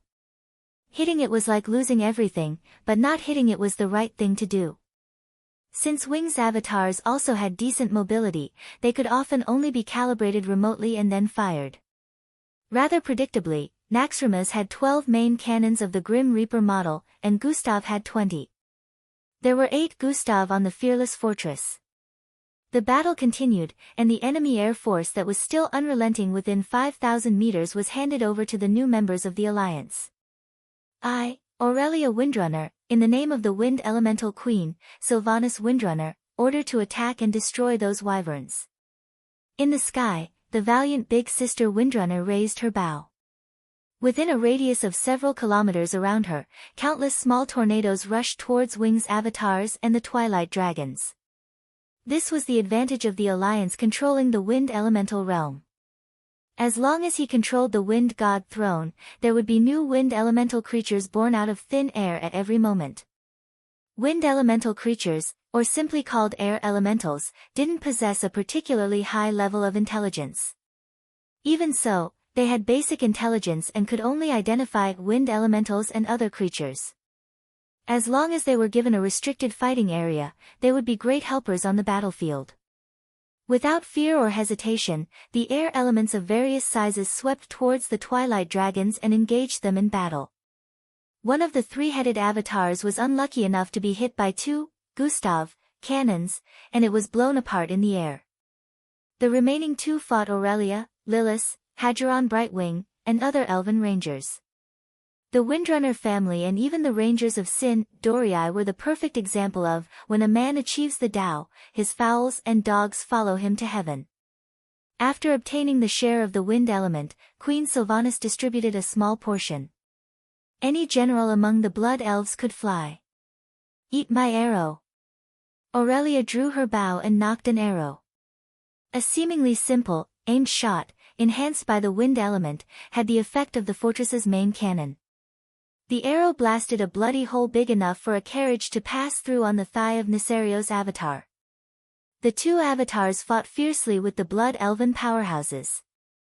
Only a small number of twilight dragons could break through the obstruction of the air elemental army and reach the range of the air fleet's anti-air artillery. Tungsten core armor-piercing bullets were not only used for large-caliber artillery. The Alliance also had them for small and medium-sized artillery of 40 mm and above. These miserable twilight dragons had to face the baptism of an even denser metal storm. Only the luckiest ones could break through the barrage of the anti-air artillery and fight Kudran's griffins with their handicapped bodies. The battle situation in the Utgard castle was similar. It seemed that after being besieged by the Alliance and the Sleeping Dragon Temple, Nisario's side had also begun to improve. This was not a harassment battle, but a formal full-scale invasion. The offensive here was a standard air and ground coordination. Hundreds of thousands of earth elemental creatures were launched from the broken straits near the western part of the Howling Fjord to the plateau. After they landed, they turned into human forms and marched toward Utgard Castle in a wave-like manner. Above their heads were thousands of twilight dragons circling, and they were going to attack Utgard in unison. This kind of three-dimensional attack made it impossible for the Alliance to defend with air or land forces alone. Unlike the Fearless Fortress, all the earth elemental creatures were intercepted by Vashch's deep-sea troops. The Alliance here had to rely on themselves to deal with the earth elemental giants shot out from the maelstrom. Of course, because they were fighting on the plateau, the Alliance was able to deploy a large number of ground artillery groups. At the forefront was the Alliance's tank group, with more than 2,000 new diesel tanks. Not only were they equipped with anti-freeze oil, but they also began to warm up under the engine's corresponding lower armor after receiving the alarm. When the twilight dragons had not yet flown to the plateau of the Howling Fjord, all the tanks had finished warming up. If they used tanks to deal with the twilight dragons, they would definitely die miserably, so every tank was prepared with standard tank fortifications. The tank fortifications were generally divided into two sections, one for shooting, the other for concealment, and there was a passage at the back, which was a slope. In the shooting section, the turrets could be exposed to carry out observation shots. In the concealment section, the entire vehicle including the turret was below the horizon, and the rear passage at a 30-degree angle could be used to evacuate the fortifications and carry out maneuvers. Standard tank fortifications need to be carefully camouflaged, and must not reveal new soil. Nearby vegetation must be transplanted for camouflage to avoid being identified from a distance, and camouflage nets must be hung in the concealment section to avoid being discovered by aerial reconnaissance. A dwarf tank recruit repeatedly read the tank manual that was issued a month ago, and after reading it, the veteran next to him interrupted. "Kid, I've been serving in the Lightning Tank Regiment since the era of steam tanks. The tank manuals issued by the higher-ups are always so effective, and they are all written by our Alliance commander. But every Alliance general I know told me that Duke Marcus has never entered the cockpit of any tank. I can only say that our commander is a genius." Chapter 1884. Ugh! The recruit scratched his head. Remember the contents of the manual, it can save your life. It can also give you a few more medals on your chest. A few more stacks of bounty money in your pocket. The veteran smiled to relieve the pressure on the recruit. At this moment, the lookout shouted, "The enemy is within visual range." The recruit immediately placed his hand on the safety switch of the tank cannon nervously. At this moment, the dwarf, who was both a veteran and a commander, held him down. "What are you nervous about? The Alliance will never let the tanks fight the first wave. Infantry and cannons work together, we are considered infantry." As expected, the deafening sound of cannons bombarding came from the direction of Utgard Castle. Armor-piercing rounds and Type 3 rounds were not inferior to the momentum of the Fearless Fortress. They hit the Twilight Dragons head-on, directly crippling the enemy's air force. As Utgard's side was supported by the floating city Dalagen, the range of the magic cannons was relatively shorter, so the density of long-range artillery fire was definitely not as high as that of the Fearless Fortress. Therefore, the Alliance had deployed more flying battleships here, and they were all the latest dual-system flying battleships. There was no need to talk about the second-generation diesel propellers. The key was that the flying battleships were also equipped with the same anti-gravity arcane levitation system as the floating city Dalagen. It was completely driven by the magic transmitted by the magic net. It was said that the third-generation flying battleships also had a wind acceleration system. It was simply unimaginable how fast those things could fly. The improved Royal Brothel Group directly taught the dragons how to behave with an exaggerated hit rate. However, the main point here was the endless flow of earth elemental creatures flying to the plateau. William, who was in charge of Utgard Castle, gave the order for the tanks to fire freely after the heavy artillery plowed through the enemy's front line. Open fire, the leaders of the various tank teams roared almost simultaneously. The various commanders further emphasized, aim at the chest, the core of the earth elemental creatures is the key. If you can't destroy their core, these guys can replenish their bodies by absorbing the surrounding soil and rocks. The tank cannons hidden in the various tank fortifications let out an even more deafening roar. The long-range bombardment only covered an area. For the thick-skinned earth elemental creatures, the real damage was often less than the 88mm cannon of the Alliance's newly developed Tiger tank. Using the new tungsten core armor-piercing projectile, it could reach an armor-piercing depth of over 110mm at a distance of 2,000 meters. Earth elemental creatures were just rocks that were slightly harder. There was no way they could resist the insane armor-piercing bullets. Bang! Bang! Bang! This was very much like shooting practice, and they were all moving targets, but there were too many earth elemental creatures. They were so turbulent that they easily opened up a battle line of more than 100 kilometers on the plateau of the Howling Fjord. If one were to look from left to right, they would not be able to see the end. The tens of thousands of cannons that the Alliance had set up here were firing almost non-stop, but there were no signs of the Earth Elementals being destroyed. Instead, the Earth Elementals pushed against the cannons and advanced 2 kilometers toward Utgard Castle within half an hour. How terrifying! Even if all the men in Stormwind were to be used to defend against them, it wouldn't be enough, William lamented. Valilla, who was beside him, shrugged. Fortunately, my dagger can still split the latest cannonballs. Otherwise, I'm starting to wonder if melee professions will be eliminated from the stage of history. Brawl Bearskin comforted her. Melee professions must be preserved. It's obvious that the will of planet Azeroth has given professionals different levels of power. This allows professionals to be superior to technology at certain times and in many fields. William waved his hand and turned to look at the flaming pharaoh in the magic mirror. Kale, it's up to you now. Alright, leave it to me. Kale, still had that gentle and refined look on his face, but everyone knew that everything was different now. Kale, Sunstrider had become the new demigod of the Alliance 4 days ago. He and his phoenix mount, AO, had been tempered in the Land of Fire and had been recognized by the will of planet Azeroth. Now, they had completely merged to become the demigod of Phoenix and Flames. He was under Duke's command, so he was a subordinate god in the standard sense. Kale, who was sitting in the second tallest mage tower in the Dalagen, raised his hands high under the respectful gazes of the Kirin Tor counselors and the middle-ranked pharaoh. Flames formed by phoenix fire slowly extended from his cloth shoulder armor. They did not burn his clothes at all. Instead, they were like a cape fluttering in the wind, fluttering behind him even though there was no wind. Kale, golden hair and eyebrows had long been replaced by bright red flame strands. These were all condensed from the purest fire element in the world. However, with his amazing control, every strand of hair was harmless, and its power was absolutely restrained. Even children who did not understand the elements or magic could easily pull it.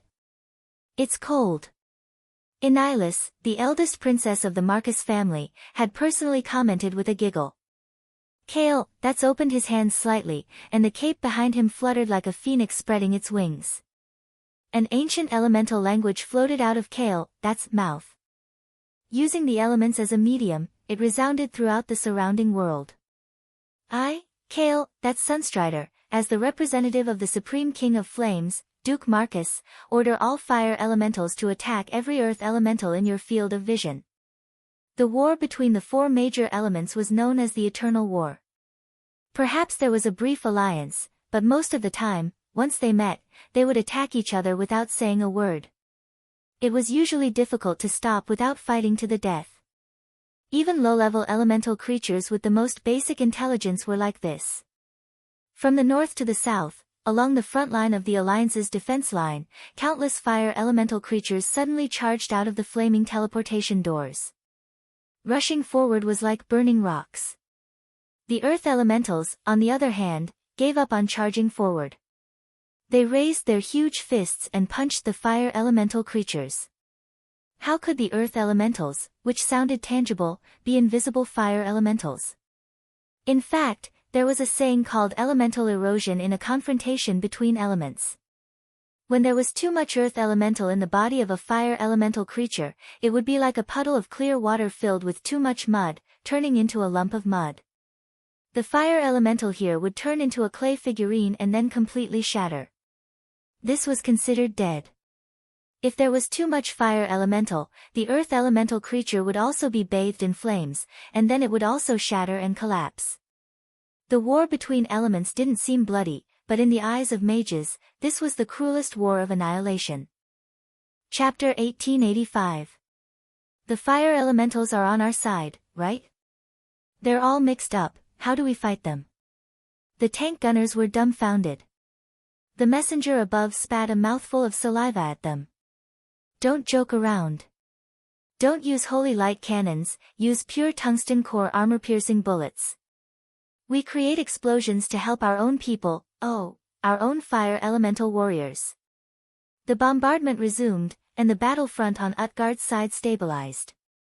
In the face of the ferocious Neltharion clones, the demigod Kaisi made a move for the first time. He was clearly showing off his love with Caponia recently, but he acted like a lifelong member of the FFF group and directly burned them to teach those wings of light a lesson. The battle with the clones was a little lackluster. The clones had good attack, defense, and regeneration abilities, but they lacked decisive ultimate moves or special skills. At most, they could cause trouble for the Alliance and bully the Alliance subbases that did not have demigod-level combat power. Against Kaisi, defeat was only a matter of time. In fact, even Neltharion himself did not expect those clones to be able to kill the powerhouses of the Alliance. After fighting for so long, the old Wings of Light also knew that the powerhouses of the Alliance were not only very resilient, but also liked to stick together. That exaggerated teleportation link made it impossible for him to create a diversion. Unless his main body was there, there was no way to seal the surrounding space and cause the teleportation spell to fail. All the clones were used to buy time and stall the powerhouses of the Alliance. The real main direction of attack of the Armageddon was, of course, the Dragonbone Wilderness to the north of the New Vortex. In the face of hundreds of thousands of Earth Elementals and over 10,000 adult Twilight Dragons, the Dragon Sleep Temple put on a huge lineup that was rarely seen so far. In the Void battlefield above the planet's atmosphere, only the minimum number of scouts and Void Fortress defense troops were left. Those dragons with rich combat experience were all called back.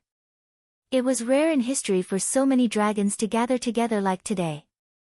The last time there was such a scene was back in the ancient war 10,000 years ago, when the five-color dragons gathered and angrily attacked the Burning Legion. Now, even they themselves were shocked by the magnificent scene of the dragons flying into the air and gathering together.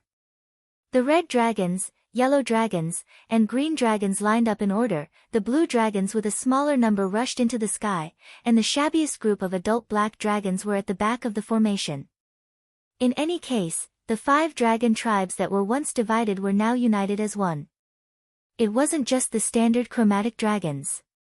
Even the lesser dragons joined the Sleeping Dragon Coalition under Alexstrasza's call. They included the archosaurs that lived in the ice and snow of Northrend, the dinosaurs of the Goro crater and so on. Some dragons spread their wings wide enough to blot out the sky, while some dragons were as small as mosquitoes. Regardless of whether they were old dragons that had experienced the vicissitudes of life or young dragons that had just learned how to fly, they all joined the team. This was an order from the dragon aspects. However, the dragon that took to the air first did not immediately pounce on the invading enemy. Instead, it circled above the mountains and used the air currents to wait for its brothers to arrive.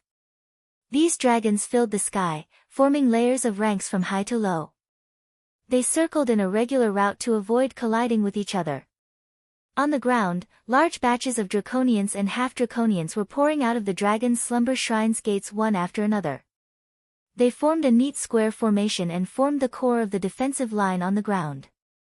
On the other hand, the terrestrial dinosaurs that could not fly consciously circled around and gathered on both sides, tentatively forming a formation. Faced with this scene, anyone who witnessed this scene would think that they had seen the end of the world. Perhaps it really was the end of the world. The members of the dragon race knew that the great traitor Nesario had done all kinds of evil. This deadly poisonous thorn was stuck in the throats of every dragon, and no one would be indifferent to that kind of stinging pain. The dragon's blood was boiling, and their thunderous roars resounded through the sky. Everyone was waiting for the upcoming battle. The enemy's boss, Nesario, had not yet appeared, so naturally, there would not be a Dragon King on the sleeping Dragon Coalition's side. At this stage, the four-colored dragon race's second-in-command, led by Krasis, was holding down the fort. Krasis did not know that he had escaped death because of Du's interference. He was shuttling back and forth between the various phalanxes with Kalego's fiancée, Matagosa, and the other second-in-command, coordinating the various dragon race armies. Krasis was a little ashamed. The dragon's slumber shrine had long been accustomed to magical communication, but the other more primitive dragon race still remained at the level of shouting orders. Fortunately, the command of the opposing earth elemental creatures was even worse, otherwise, there was no telling what would have happened. Compared to the chaotic Dragon Coalition, the human fleet hovering in the sky further north was much quieter and orderly. This fleet, 10,000 meters away, would provide the long-range support that the dragon race lacked the most. Krasis was worried, so he used magic to confirm it. His spirit connected to the magic network. "Your Majesty Proudmoore, can you hear me?" "Very clear, Krasis." Jaina sat helplessly on a throne that was obviously arranged in the bridge. "That's right." The Alliance was really lacking fleet commanders. It should be said that there was a shortage of commander-level talents with more than 100,000 people. Originally, Jaina was a standard mage girl, but she had to be pulled in. She was now sitting on the flagship of the Alliance's new, Iron Cross fleet, Bismarck. Jaina did not know what the hell Bismarck was. The name was set by Du Moke, and she could not change it. In other aspects, Duque was very tolerant, but when it came to the naming of the ship, he definitely had the final say. This steel beast hovering in the sky not only had the traditional cannons of the Alliance, but it also had a very exaggerated thing that needed a Breaking Dawn Archmage to control. Jaina sighed. "What about the Dragon King?" "Still arguing, but there will be a result soon." At the highest level of the Dragon's Slumber Shrine, the 5 Dragon Kings were still arguing. "Damn! Is Duque not back yet?" Alexstrasza was indeed a little anxious. Her red eyes stared at Nozdormu. The Space Dragon King was still expressionless. "I will know when he completes the mission. Just don't get lost in the river of time like last time." "I heard that he came back for a few years." "The Dragon's Slumber Shrine can't wait for a few years." The Red Dragon Queen had the urge to flip the table. "Sister, calm down. It is our Emerald Dragon Holy Land that is under attack now." Isra still looked calm and composed. The Green Dragon Holy Land was by the sea. It and the new Hearth Valley next to it naturally became the first target of Nesario's Armageddon army. However, because Vashti was personally guarding the shallow waters by the sea, there was no way for Neltharion to let the earth elementals land by walking on the seabed. He could only use the human cannon method to shoot batches of earth elementals ashore. Chapter 1886. Unexpectedly, Isra was kind enough to allow the Alliance to build a fortress next to the Holy Land, which helped the Green Dragons instead. In the new Hearth Valley to the east of the Emerald Holy Land, Duque worked overtime before he left. He asked the Alliance to deploy more than 500, dual 113mm anti-aircraft cannons, on the southern coastal mountain wall. These anti-aircraft cannons had a larger caliber than the main cannon of a tank. Although they did not have the high firing rate of the 40mm bang-bang cannon used by the warship, which was about 1 round per second, this new type of anti-aircraft cannon was very powerful. They formed a dense anti-air net, and almost half of the Earth elemental creatures that were thrown out were shot down. As long as they hit, most of the stone people flying in the air would fall into the sea. Sea beasts like the giant octopus that had been waiting under the water would swarm up and drag the Earth elemental creatures away to kill them. This greatly bought time for the Dragon Sleep Temple to set up the formation. When a large number of Earth elemental creatures poured into the new Hearth Valley, the Alliance abandoned this fortress, and their personnel began to withdraw to the Emerald Holy Land next door. The Naga troops led by the Deepwater Lord Karithres stayed behind to fight the Earth elemental creatures. At the top of the Dragon Sleep Temple, Alexstrasza was finally convinced. Isra said, "I know your determination to defend the Dragon Sleep Temple, sister. In fact, we all have the same feeling. But without the soul of the dragon, we can't kill Nethario at all. So my opinion is, unless Nethario attacks the top of the Dragon Sleep Temple, we don't make a move." The Red Dragon sister was extremely conflicted. This is not the first time. In order to create the strongest weapon in history, we must dedicate our essence to fight against the most powerful traitor in the history of the 5-colored dragons, Nethario. If that's not enough, we still have claws, teeth, and other weapons to attack him. Isn't that right? Isra's calm words calmed his sister's restless mood. Alexstrasza smiled bitterly. "I suddenly feel like you're more like the head of the 5-colored dragons than me." "No, it's just that you're under too much pressure, sister." Nozdormu had facial paralysis most of the time. He was a generation lower than Kalegos, so he couldn't talk to him. Onyxia, on the other hand, became bolder. "It's okay, we can still order the wilderness demigod around. Although those guys are a little weak, they can still hold on for a long time." The only demigod in the wilderness who could fight in the air was Avienna.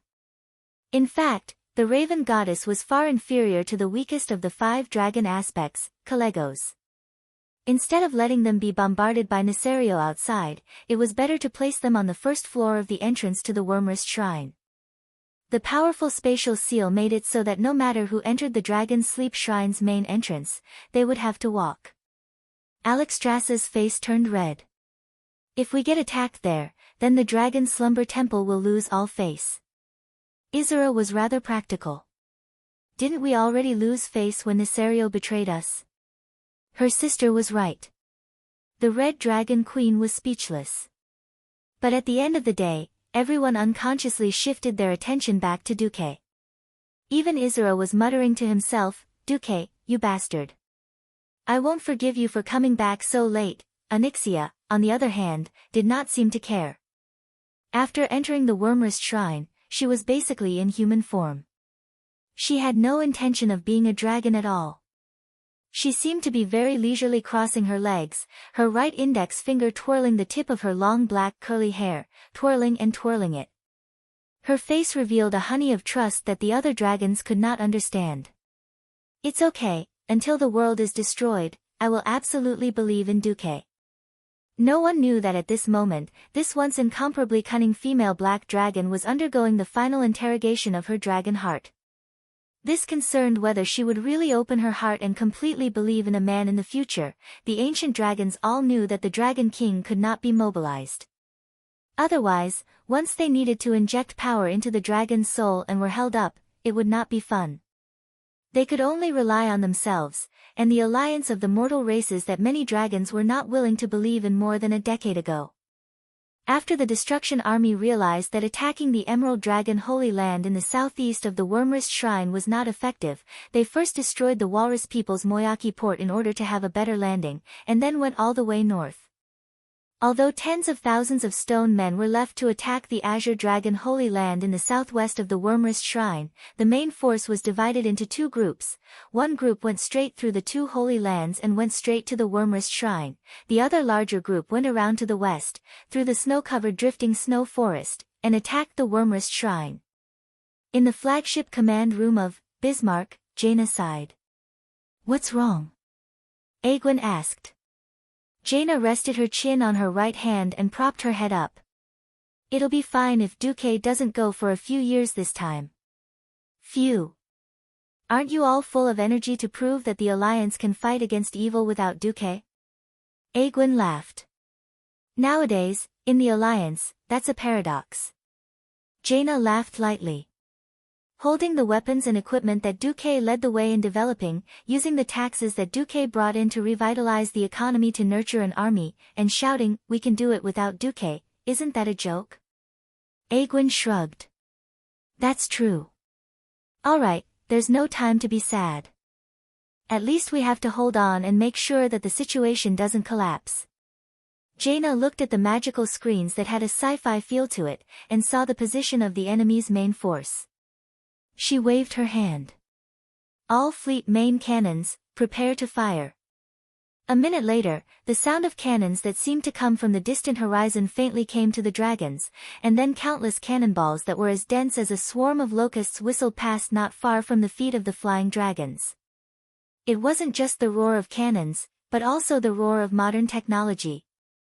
Artillery skills that had been tempered thousands of times, coupled with the dual guidance of technology and magic, guided each cannonball through the space between the flying dragons and the earth dragons, blasting into the group of twilight dragons in the sky.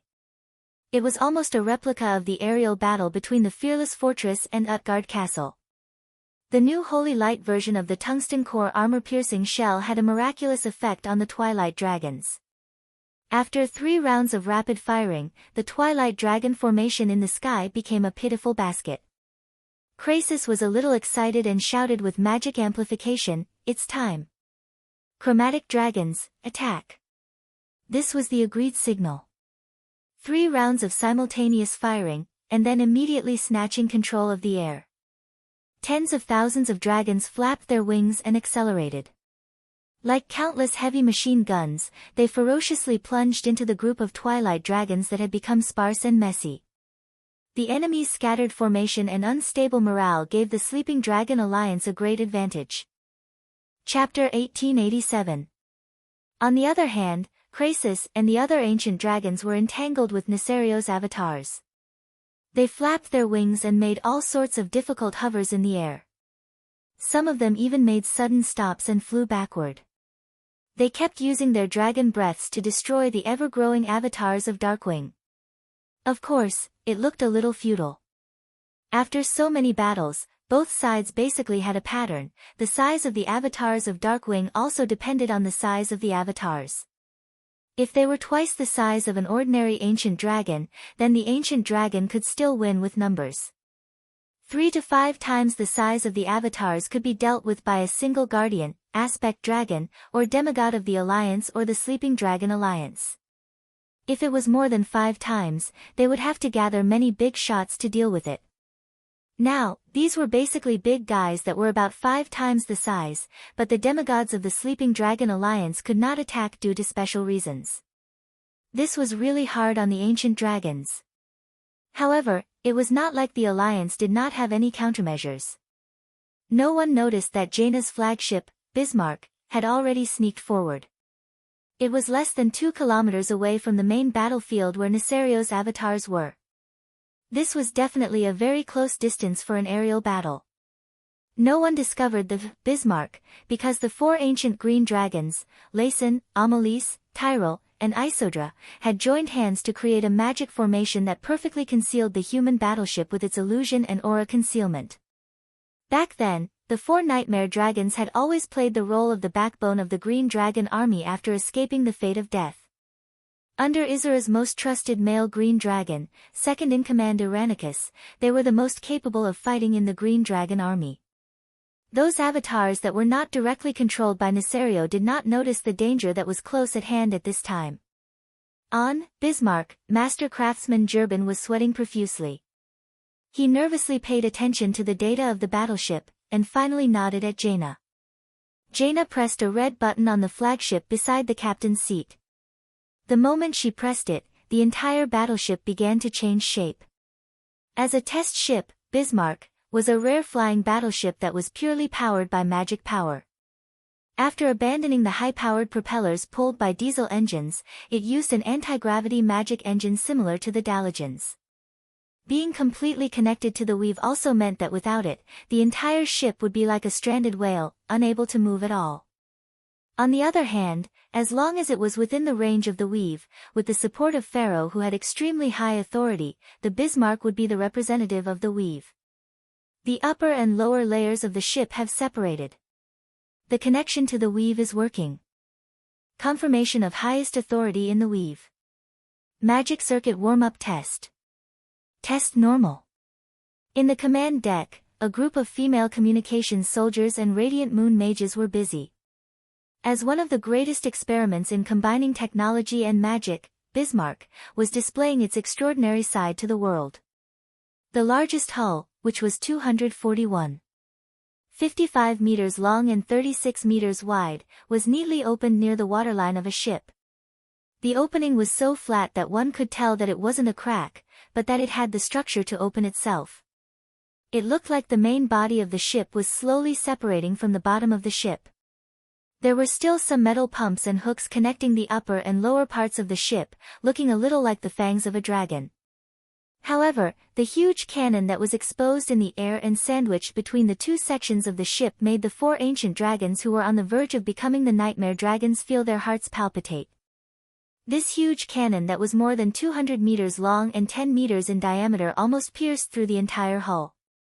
It was obviously something that had nothing to do with science. Anyone with the slightest bit of elemental sensing would be able to sense that the weave had opened up 12 huge ports in the void around it.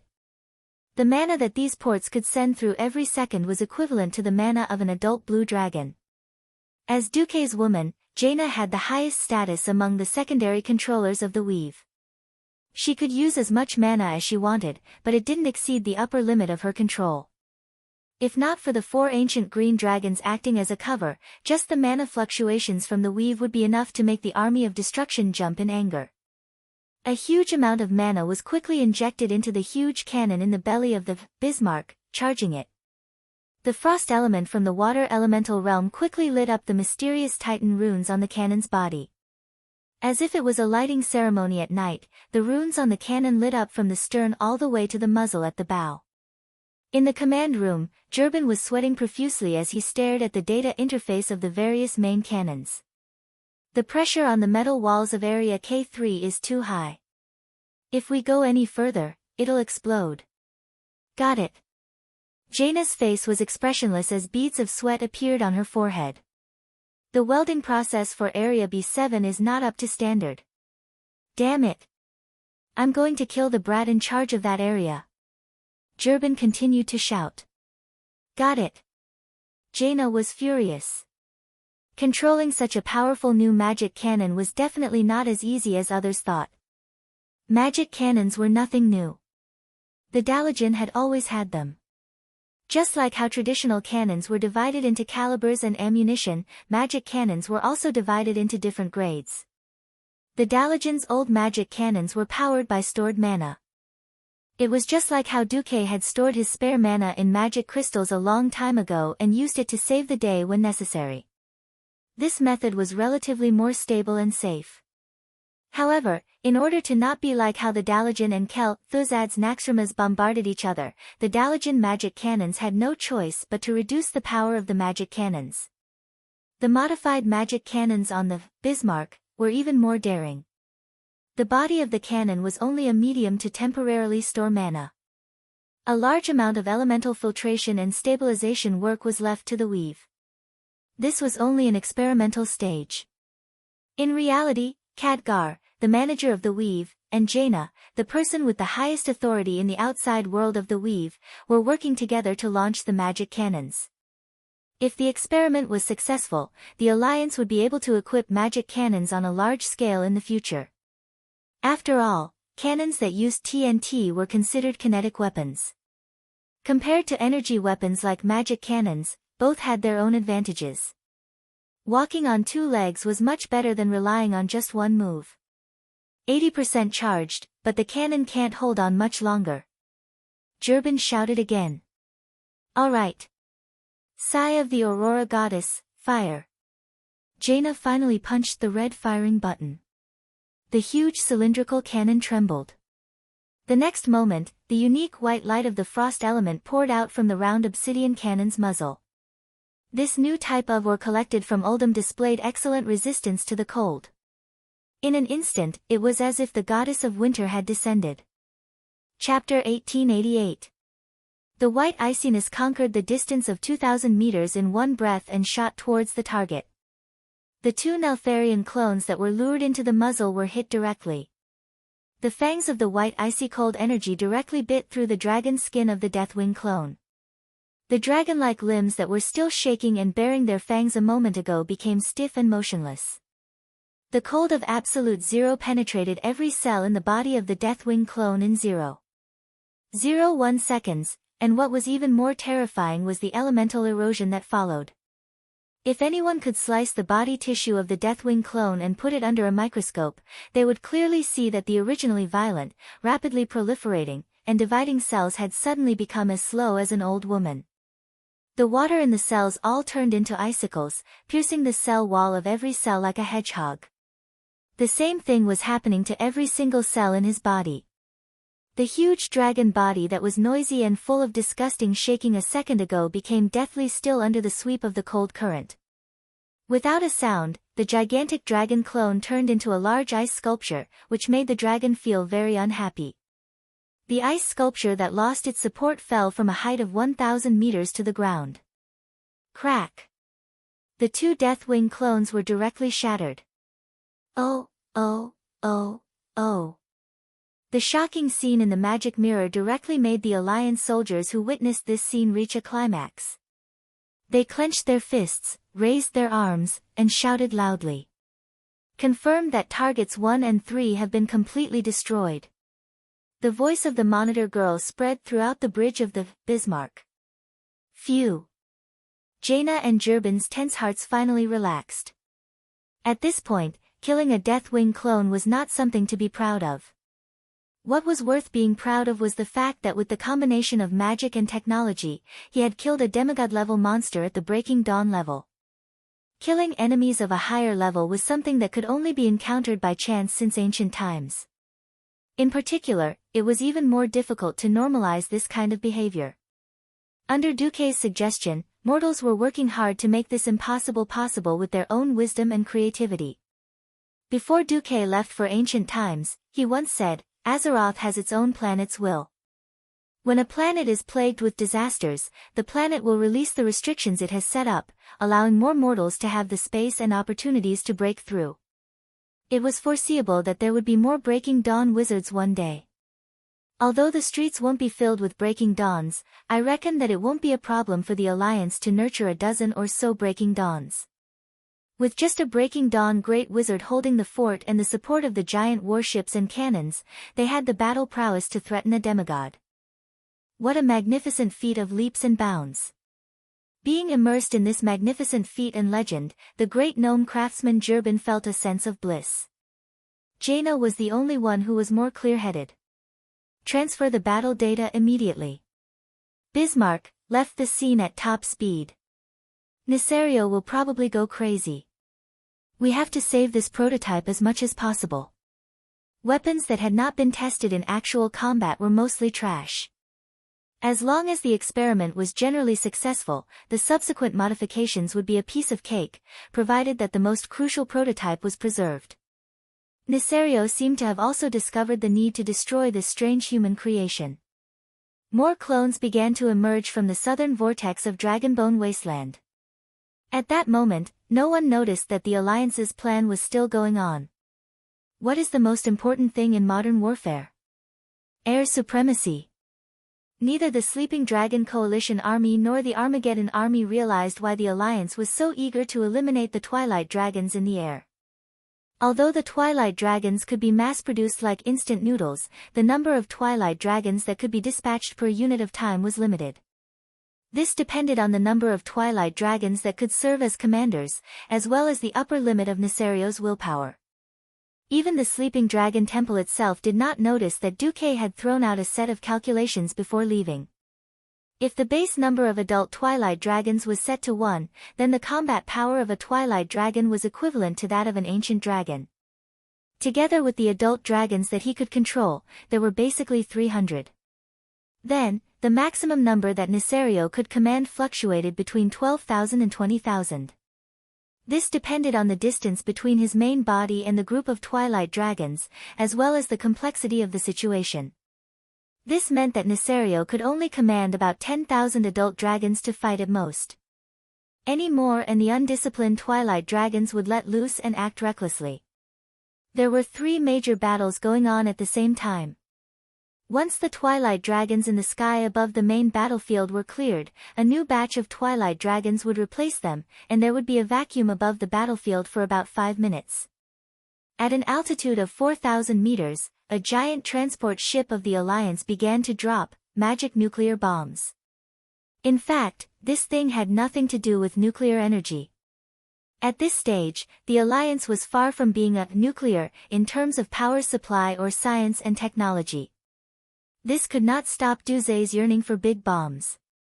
Since Nisario also knew that he could not destroy the sleeping dragon temple with just the twilight dragons, and instead bet on the earth elementals from the deep rock continent, he just had to blow up the earth elementals.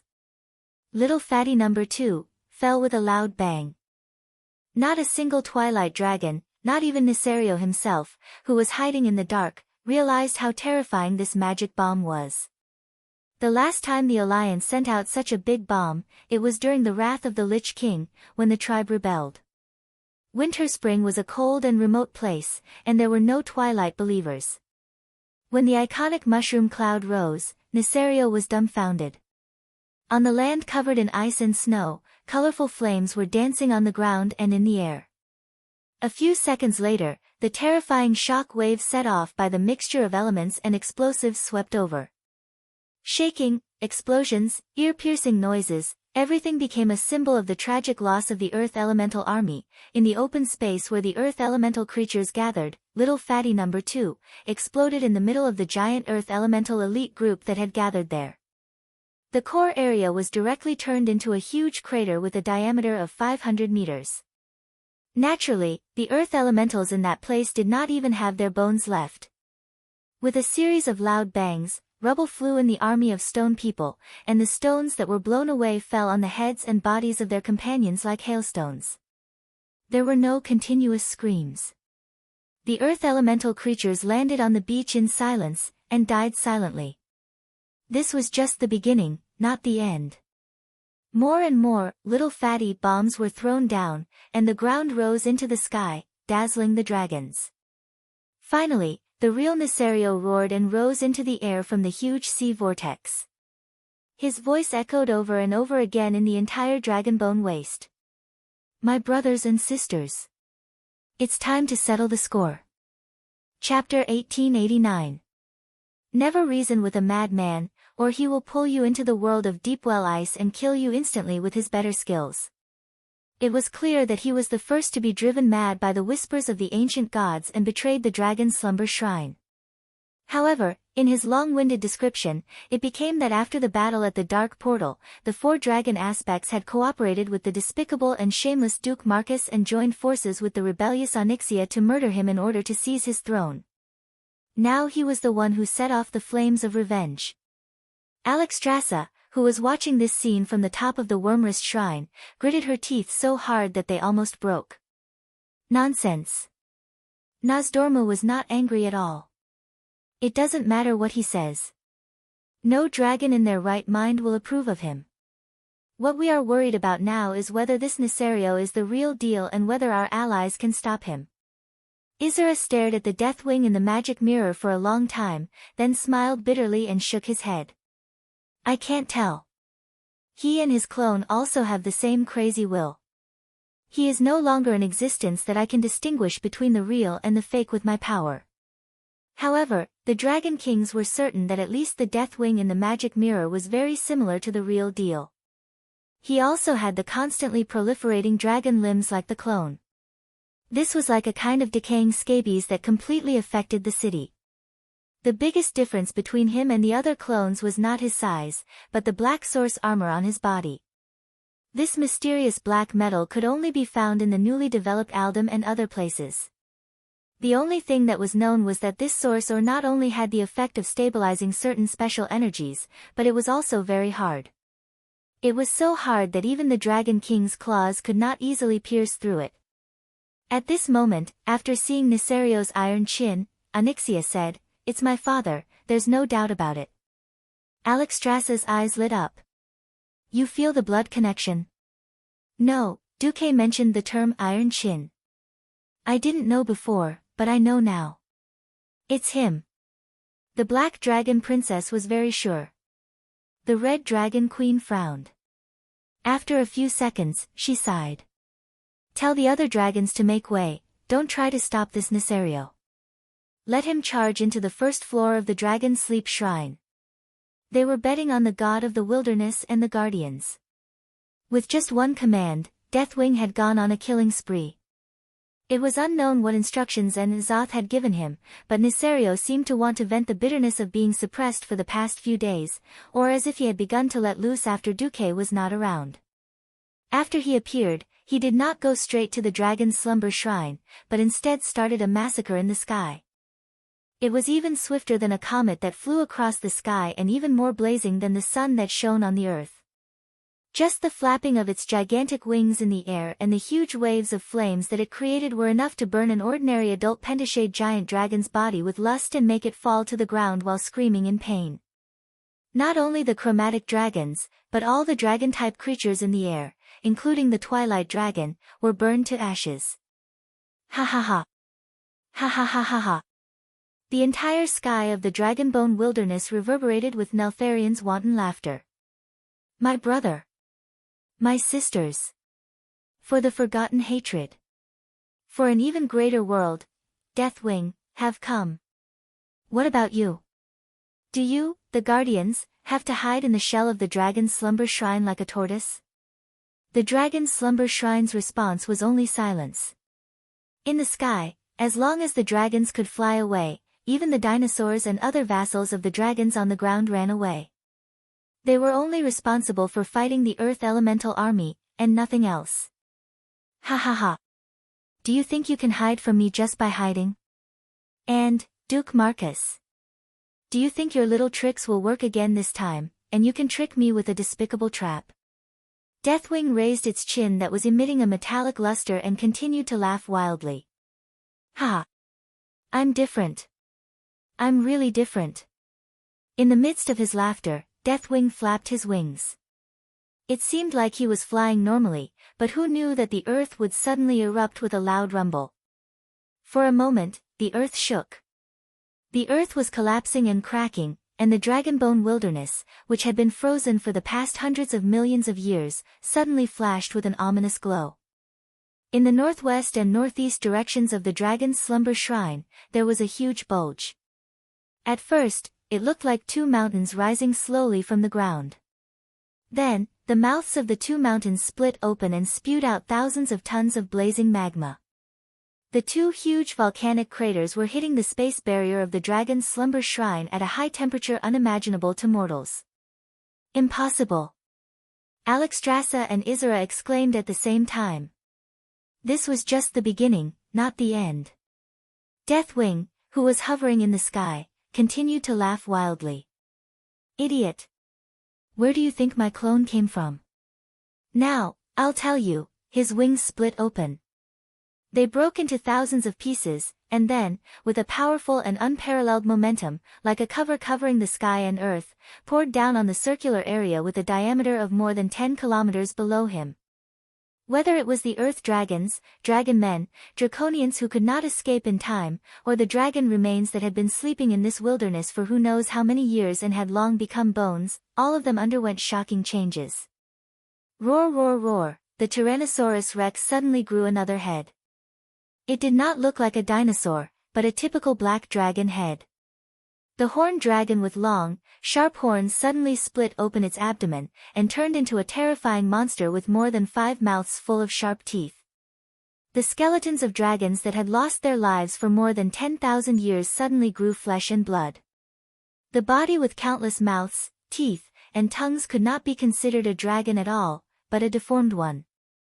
Sinestra, who had died in the previous invasion, as well as the leaders of the Twilight Dragons, Cenarion and Variona, all stood up shakily again. After they regained their mobility, the first thing they did was to attack the dragons that were still normal near them. No matter how Nesario tormented his mutated body, it could be clearly seen that all the corpses, regardless of race, had been turned into treasures by him.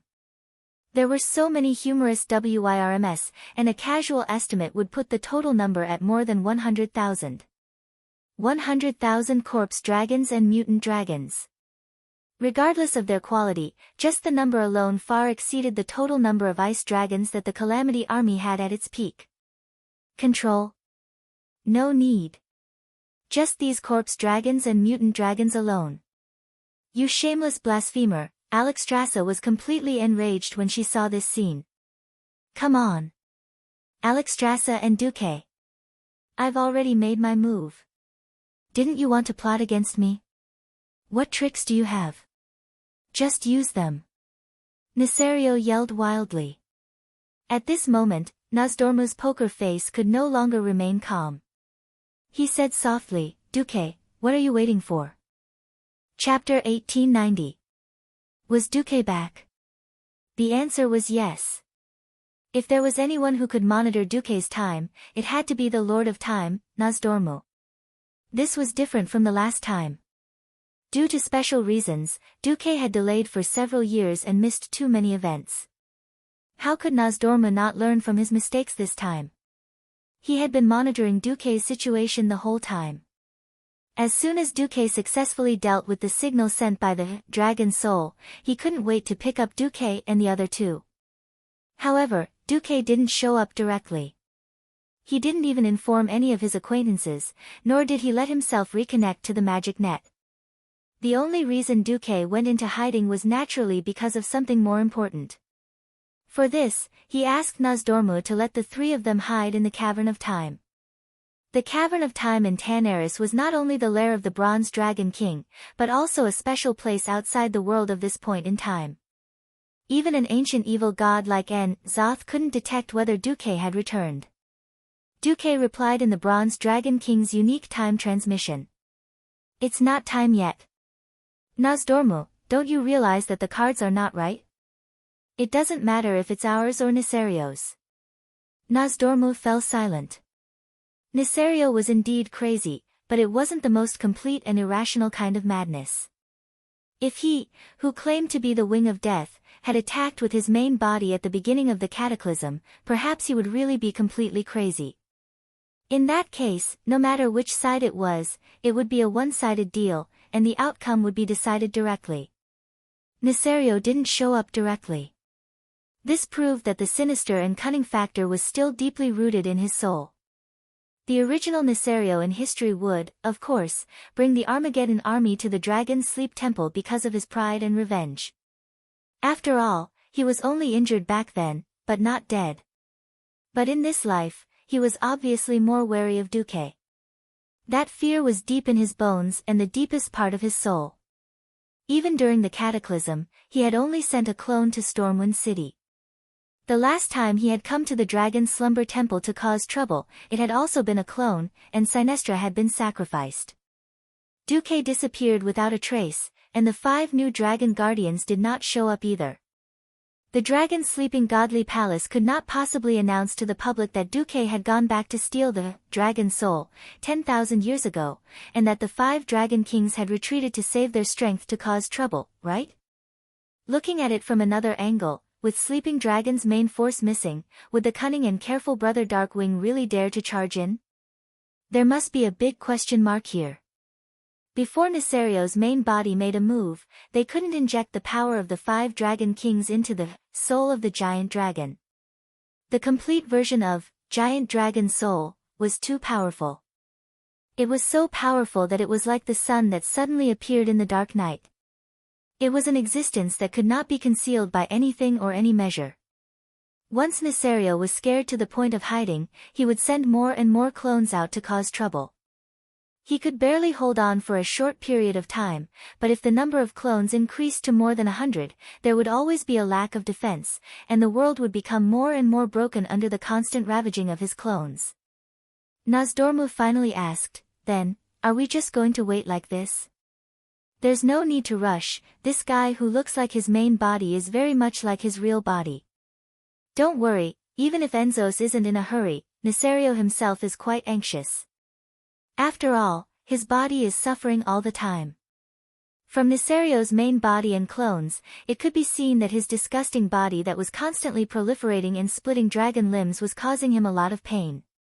Enzos would just be the mastermind behind the scenes, and it didn't matter much to him whether Nesario died or not. Brother Darkwing can't hold on by himself. It seemed like he was hesitating, but it also seemed like he was showing off. In fact, both subjective and objective factors were urging him. In the end, Nesario did not have much of a performance, and he still crashed into the dragon's sleeping godly palace. Ha ha ha. My brothers and sisters. You guys don't dare to come out. Do you think that the pitiful protective measures of the dragon's sleeping godly palace can protect you and increase your chances of winning? It doesn't matter, I'll go in and drag you out. I'll tear your bodies apart and then freeze them. From today onwards, I'll eat a portion of the 5-color Dragon King's meat every day for 10,000 years. Ha ha ha. The wings of death flapped its wings, paused for a moment, and then immediately accelerated to the limit. When such a behemoth crashed into them at a speed of more than 100 kilometers per hour, the visual shock was indeed unparalleled. Clang! The shield of the dragon's sleeping godly palace made a strange sound. It was more like the hum of metal. The scene in his field of vision seemed to be collapsing, and cracks appeared on the white snow like broken glass. That was the collapse of the space protection barrier. With the next blow, Nesario charged into the dragon's sleeping godly palace. When the space protection barrier shattered, what appeared in front of Nesario was the true appearance of the first floor of the dragon's sleeping godly palace. In the eyes of mortals, the dragon's sleeping godly palace was just a slightly more majestic building. The circular body of the tower was about 200 to 300 meters in diameter. In fact, this was wrong.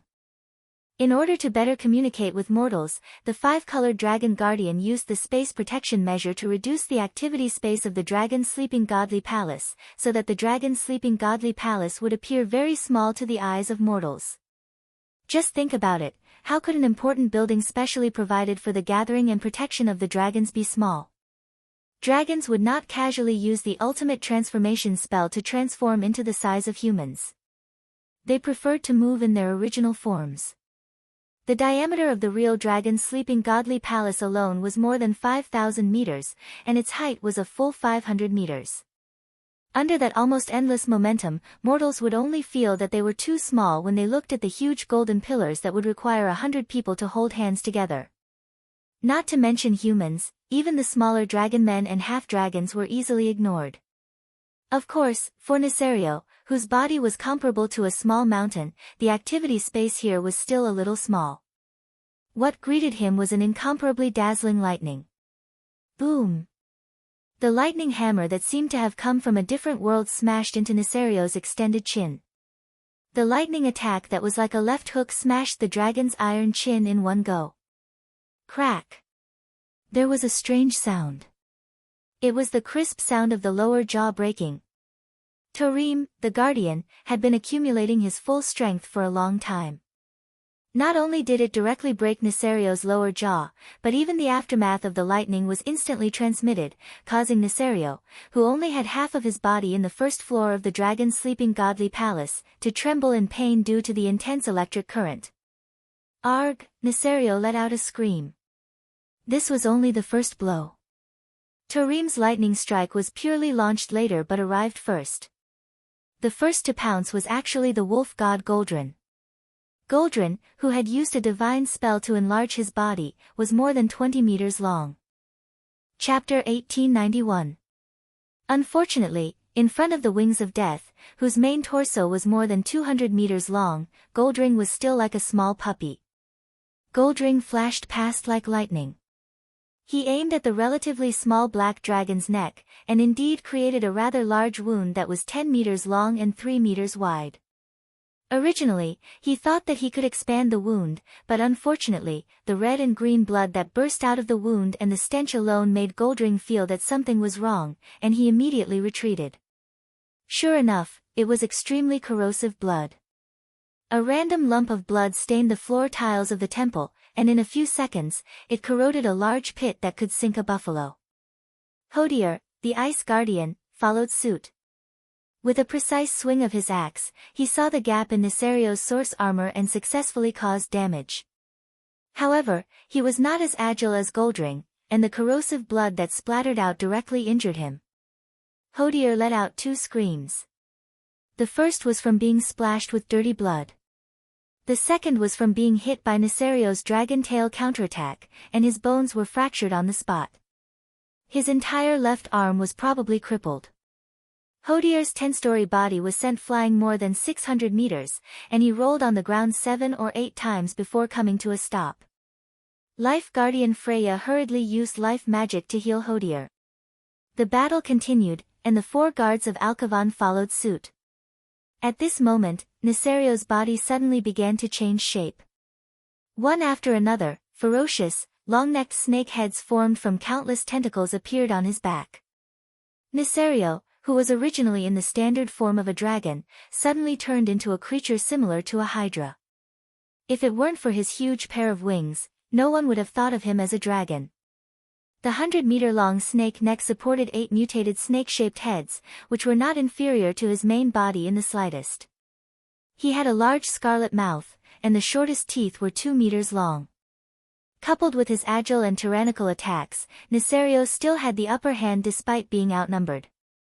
It was clearly the 4 guards who pounced on him at the same time, but because of their body shape, angle, speed, and other factors, what seemed to be a perfect joint attack to outsiders was actually an opening for Nisario. Corallon was the first to be attacked. The Wings of Death first avoided Alcavan with its tail, and used its dragon wings to shake Turawan away. Its main head attacked Amalon, but the 8 snake heads bit at Corallon. The Flame Guardian only had time to block 3 of the heads, but a large piece of flesh was bitten off by the other 5 snake heads. When Corallon screamed and retreated, the 8 snake heads were not greedy at all. They turned around and attacked the guards one by one. Not only did they bite, but the snake heads could also spit out corrosive venom or blazing flames. In one exchange, the 4 guards were all injured and retreated. Netherariel was simply suppressing all the powerhouses and beating them up. This was not a joke. Tarim, Hodier, Freya, the 4 guardians, and a group of gods of the wilderness were all gathered here. The main point was that those who were stronger than Nisario were not as fast as him, and those who were faster than him could not hurt him. Tortoise god Tatora rolled over, only to be sent flying by a tail. His tortoise shell spun on the floor in a ridiculous manner. Tatora himself was dizzy from the spinning. The only ones who could hold on for a while were the Bear Demon brothers. They had both speed and strength, and worked well together. At least they could barely hold on under Netherario's 8 snake heads. Even so, their injuries were still accumulating rapidly. If it weren't for the powerful healers like the demigods Cenarius and Freya behind them, they would probably have been defeated in a few rounds. As for the crow goddess Iwina, well, the small dragon heads that emerged from the Wings of Death opened their mouths and spat out venom that was enough to give Iwina a hard time.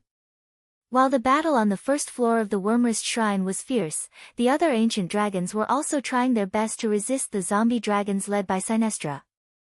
Although the combat power of these zombie dragons was not as good as before, their size and destructive power were still there. It would take some effort to get rid of them. On the top floor of the Wormrest Shrine, Alexstrasza was excited and nervous. It's him. It's definitely him. Damn it, isn't Duque back yet? He's back, Nozdormu said in a low voice. This was just a show. The 3 veteran Dragon Kings knew that Duque had returned, and their age was enough to support their acting skills. After confirming the true body of Deathwing, they naturally stopped pretending.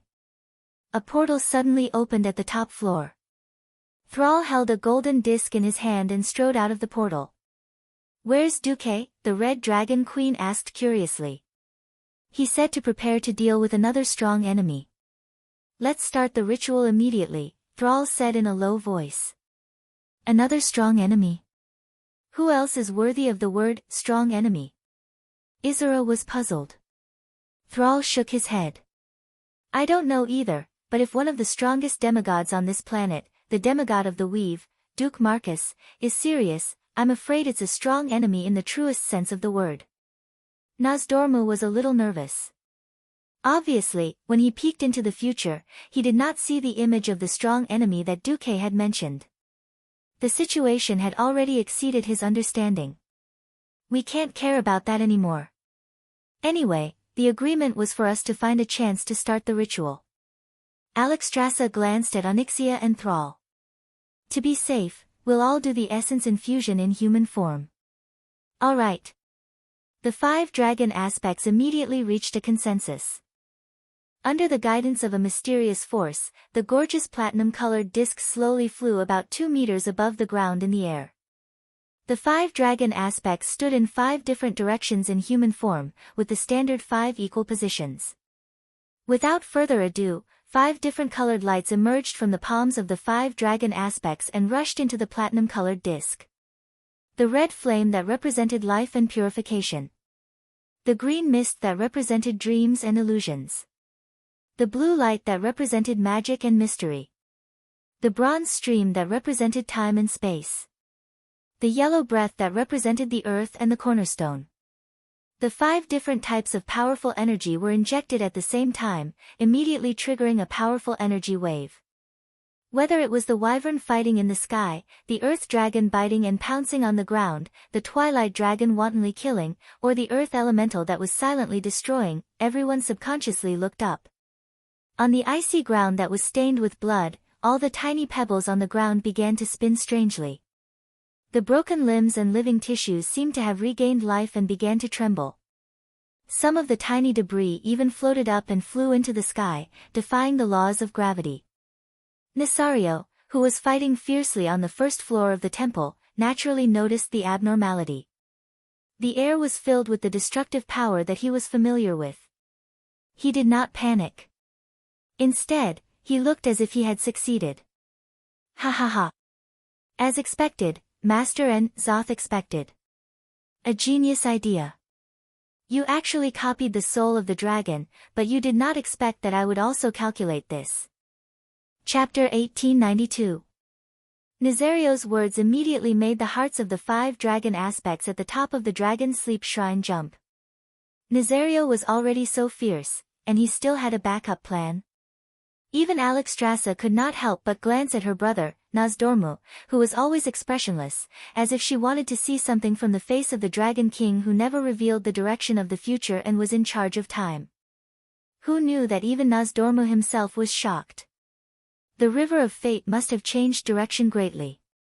An existence that could be regarded as a trump card by Nazario would definitely be earth-shattering once it appeared. Even Nozdormu himself could not figure out what else could have such an effect. "Duque hasn't made a move yet," Onyxia said with absolute certainty.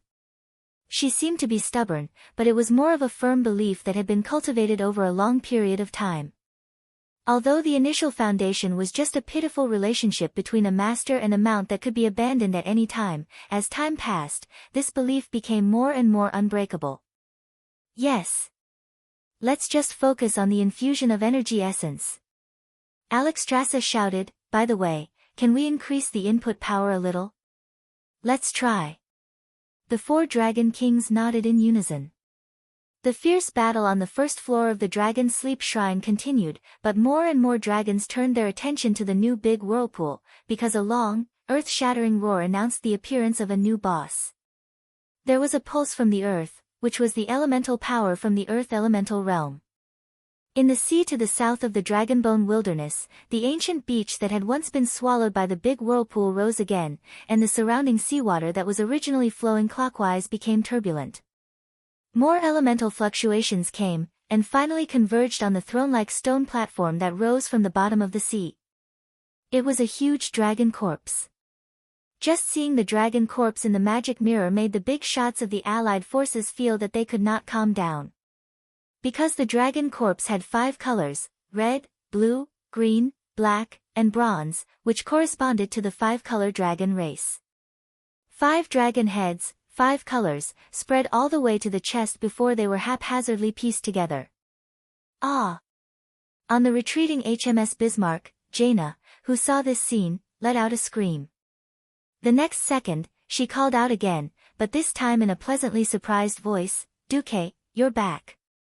That's right, Duque, who had been hiding, stepped out of the portal. "Yes, I'm back." At this moment, more than half of the mages in the world knew about Duque's return.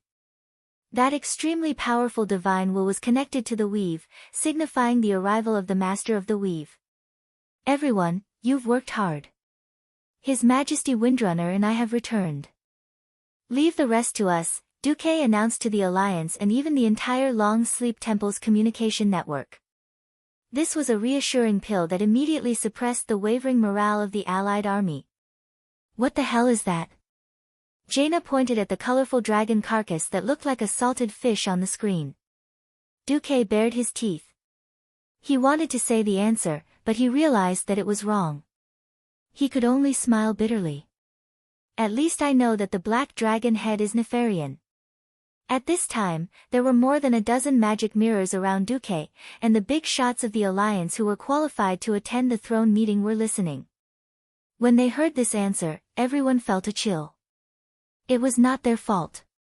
Anyone who looked at another race without common sense would have face blindness. Black dragons all looked the same.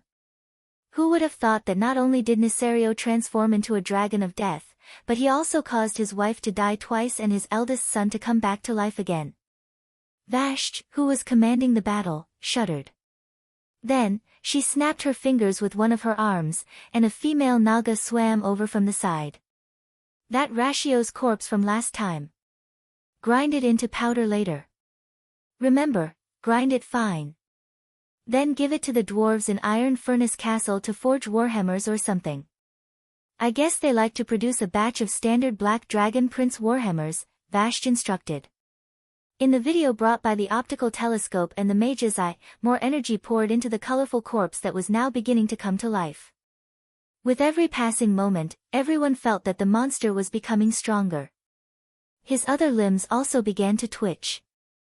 One by one, the ugly heads were raised. Like the tentacles of a giant sea creature, they moved up and down, looked around, and opened their bloody mouths. All 10 eyes were open, and they were the same color, which contrasted sharply with the rest of his body. Every pair of eyes flashed with a dazzling purple. They were alive, moving, and even talking, but this colorful dragon was broken to the extreme. Bones could be seen in some places. The scales had fallen off, revealing healthy and withered skin. Something seemed to be missing from each head, an ear, an eye that was oozing pus. "Damn it, why do I feel like we're fighting the Lich King's Scourge Legion?" Gavin Rad smiled bitterly. Next to him, Tyrion Fordring slapped the back of his old friend's head. Well, the Lich King was no longer a derogatory term. On the beach, all the mouths of the colorful corpse dragon that stood up opened in unison and let out the same voice, "I am Chromathus, the creation of the great dragon scientist Nefarian. The twilight of the Dragon King that ends all the glory of the Dragon King. Bastards who sit on the highest throne in the Dragonslot Temple. Are you ready to accept your doom?" The Twilight domain on every Twilight dragon would resonate with this voice in a strange way, allowing the voice to spread far and wide. The voice instantly spread across the entire Dragonbone waste. On the top floor of the temple, Alexstrasza and the other Dragon Kings were trembling. It was from anger. Of course, they knew about the existence of the colorful dragons. They were monsters stitched together from the parts of the 5 major dragon races. After Duque conquered what used to be Blackwing's Nest, he sent an official report to Alexstrasza as the commander of the Alliance. The report said that the colorful dragons were all dead. But it was obvious that this strange colorful dragon was a strange existence between the living and the dead. Because Nefarian was definitely dead, but the blue dragon's head next to him should be alive.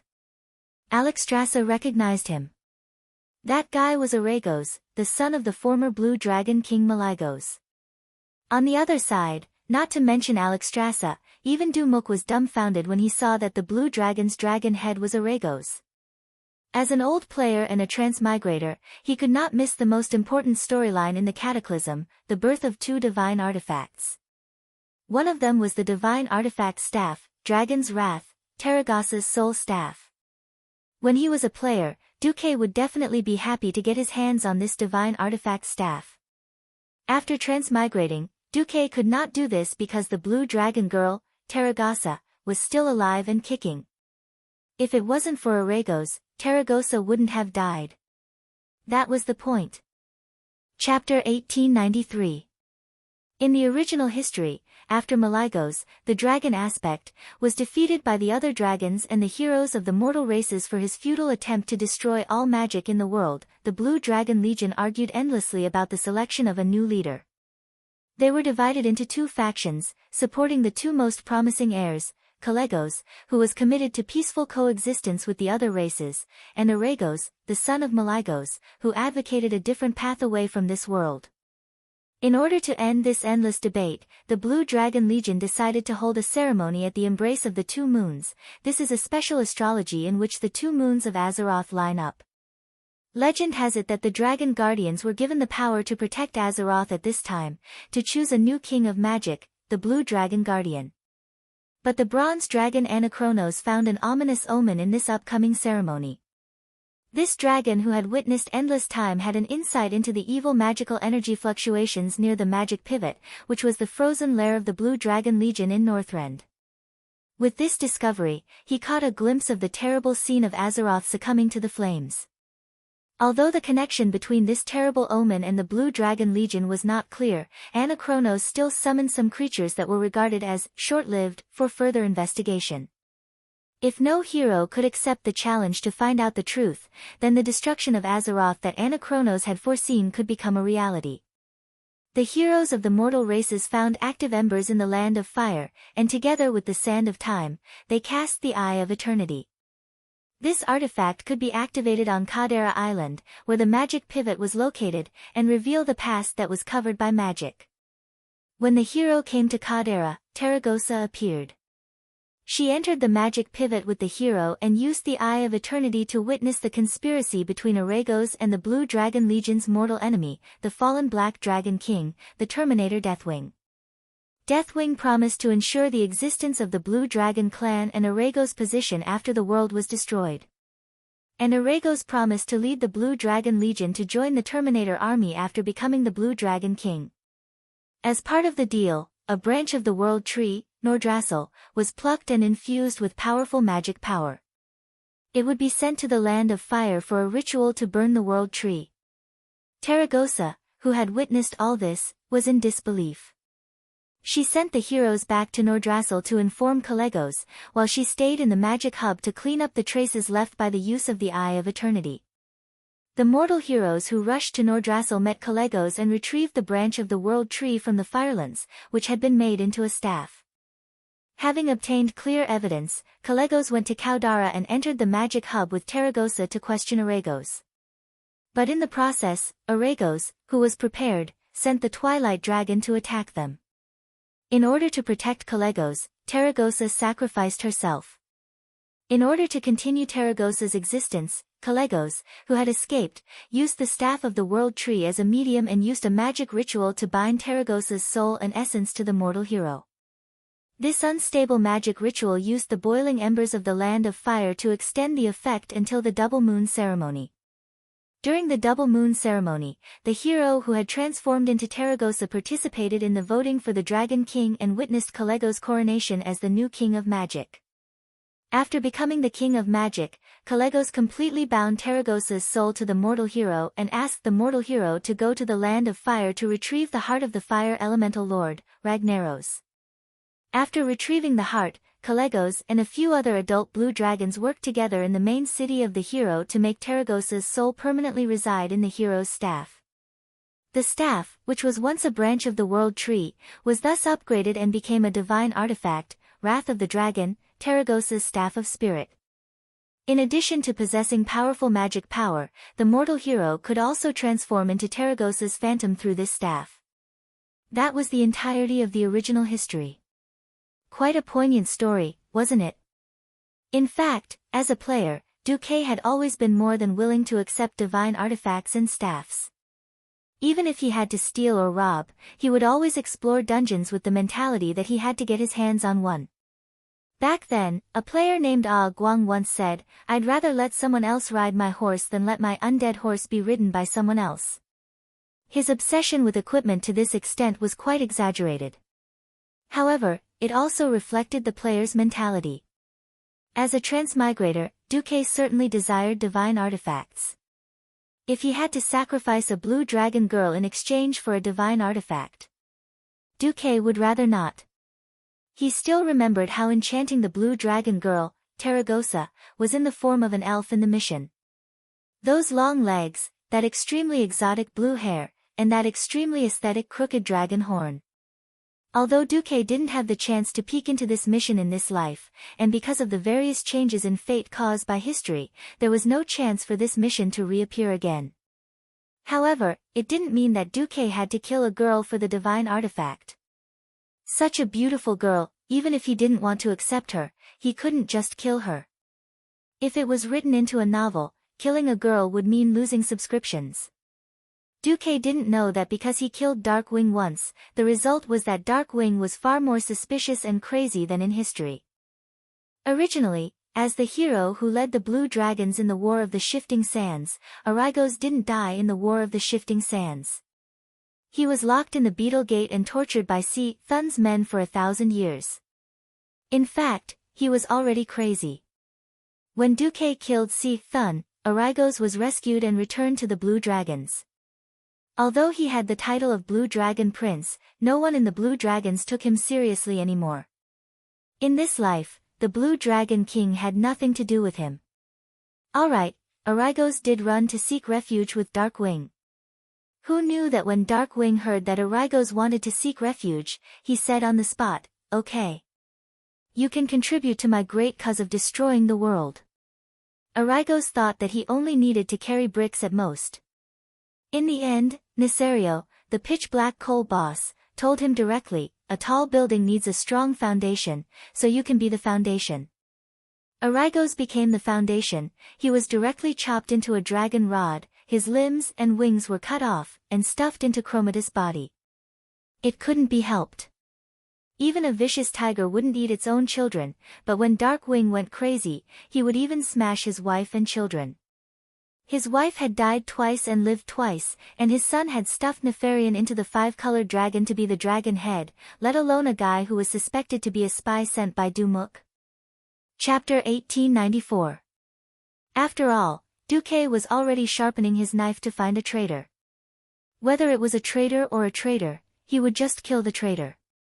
Wasn't the reason why the strongest fortress in history was breached because of internal strife? Duque had already helped Isra clean up a traitor during the recent rebellion of Fandral Staghelm. He definitely wouldn't mind doing it again. In any case, in this life, Sindagosa and Malygos had rebelled, and Duke definitely didn't mind Arygos rebelling as well. The most important thing was for their family to be neat and tidy. He didn't expect that God's plans would always go awry. Seeing that Arygos was in the five-color dragon Chromatus, Duke laughed like a pig on the spot. Duque was just curious. Why did Nefarian get himself into trouble? Why didn't he call this guy the colorful fish pill version of Nefarian? Why did he have to call him Chromatus according to history? After all, Chromatus had never appeared in the game. He was just a guy that existed in novels. He didn't expect the goddess of fortune to be so malicious and really let him escape. This was really... Duque didn't know where to start. Speaking of which, the general was the courage of the soldiers. In fact, when the five-colored dragon Chromatus appeared, everyone was really scared out of their wits. But there were so many people in the command center, and they all watched their boss laugh like a pig. It was funny, but they all became calm again. Huh. So, you know this thing? Or did you already know how to deal with it? Queen Sylvana walked up and put her slender fingers on Duque's shoulder. Behind Queen Sylvana were Aurelia and Sasha. After settling the two battles, they had the mages open a portal and come over. The three Windrunner sisters could almost be called the three sisters of the Wind God. They were the right choice to fight a dragon. Seeing the eager women of the Windrunner family, Duque was a little annoyed. Sigh. Most of his women were extremely powerful. Fortunately, there was a cute girl like Kalia and a silly girl like Hoof. Otherwise, life would be hard. Duque waved his hand, focus on Deathwing. After harmonizing the power of Galakrond, Nesario is a big problem. Oh. Was there really no need to care about this Chromatus? If I'm not mistaken, it should be a combination of the 5 types of power of the 5-colored dragon. It has no weakness. Jaina pointed at the 5-colored dragon in the magic mirror. Invulnerable Meridian. Duque chuckled. Just now, I received confirmation from Alexstrasza. Apart from Nefarian and Aragos, the other 3 dragon heads belonged to 3 ancient dragons. The first one to die was Tesla, who died in the ancient war 10,000 years ago, but his body was missing. The smart Jaina immediately understood. Are you saying that they're not evenly matched? Yes. The difference was too great. Nefarian was undoubtedly one of the strongest demigod WIRMS. But Aragos was more than 1 gear off, and the other 3 dragon heads were 3 gears off. It would be fine if Nefarian was the leader, and the other 4 were the assistants. Unfortunately, the leader didn't want to learn, and chose to learn something similar to the soul of the dragon, hoping that this haphazardly assembled dragon body could produce the same effect as the soul of the dragon. Duque sneered. Alright, everyone, I'll take the lead with the Black Edge Knights and take care of Chromatus. Then, it's your turn. Everyone, get ready. The Black Edge Knights? What did this battle have to do with the Black Edge Knights? No one thought that the Death Knights could play any role in this battle against the Earth Elemental Army. At this moment, the thousands of Death Knights of the Black Edge Knights were already in position. They were in a special destroyer, Eldridge. Regardless of whether this special flying destroyer really had the theoretical invisibility ability like Duque had boasted. High Lord Darien Mograine was now under a lot of pressure. As the leader, he was stunned by the old man beside him, who did not belong to his knights, but was dressed like a Death Knight. Not only him, but all the members of the Black Edge Knights felt a strong sense of oppression on the soul level. It was as if they could not help but kneel and worship him as long as he had a thought. Sorry, Darien, I'm still not used to the control of this power. I've tried my best to suppress the leakage of soul energy, the old man said. No, it's okay. This is also a good training for us brothers. Uncle. After thinking for a long time, Darien finally called the old man uncle. Oh, it's a long time no see. I'm happy. The old man patted Darien's shoulder. It was a friendly gesture, but Darien felt like a grandson. What could he do? The old man was the boss. On the other side, Duque appeared. There was a loud noise in the sky, and the big boss appeared. South of the Wormrest Shrine, in the vast sky, 4 huge phantoms suddenly appeared. They were the Wind God Throne, the Land of Fire, the Tidal Throne, and Otter. The phantoms representing the 3 elemental realms spread out elemental energy channels in a way visible to the naked eye. They connected with the arcane energy channels extended by Otter in the air, and finally formed a huge arcane rune circle that floated behind Duque. Duque was using this method to tell the world that he was a demigod of the weave. Chromatus, no, the black dragon in the middle, raised his head high. The moment he roared, the old man from the Alliance of Heroes recognized that it was Nefarian's voice. Duke Marcus. You were just a little mortal back then. An existence like a vermin. Do you think you can do whatever you want after mastering the power of the 3 elemental realms? The anger in the roar filled the entire world. Duke smiled and twirled the Atish in his hand. He said, I'm sorry. With enough power, you can really do whatever you want. Of course, there's no point in giving power to trash like you. Back then, you could be overturned by a group of mortals. Now.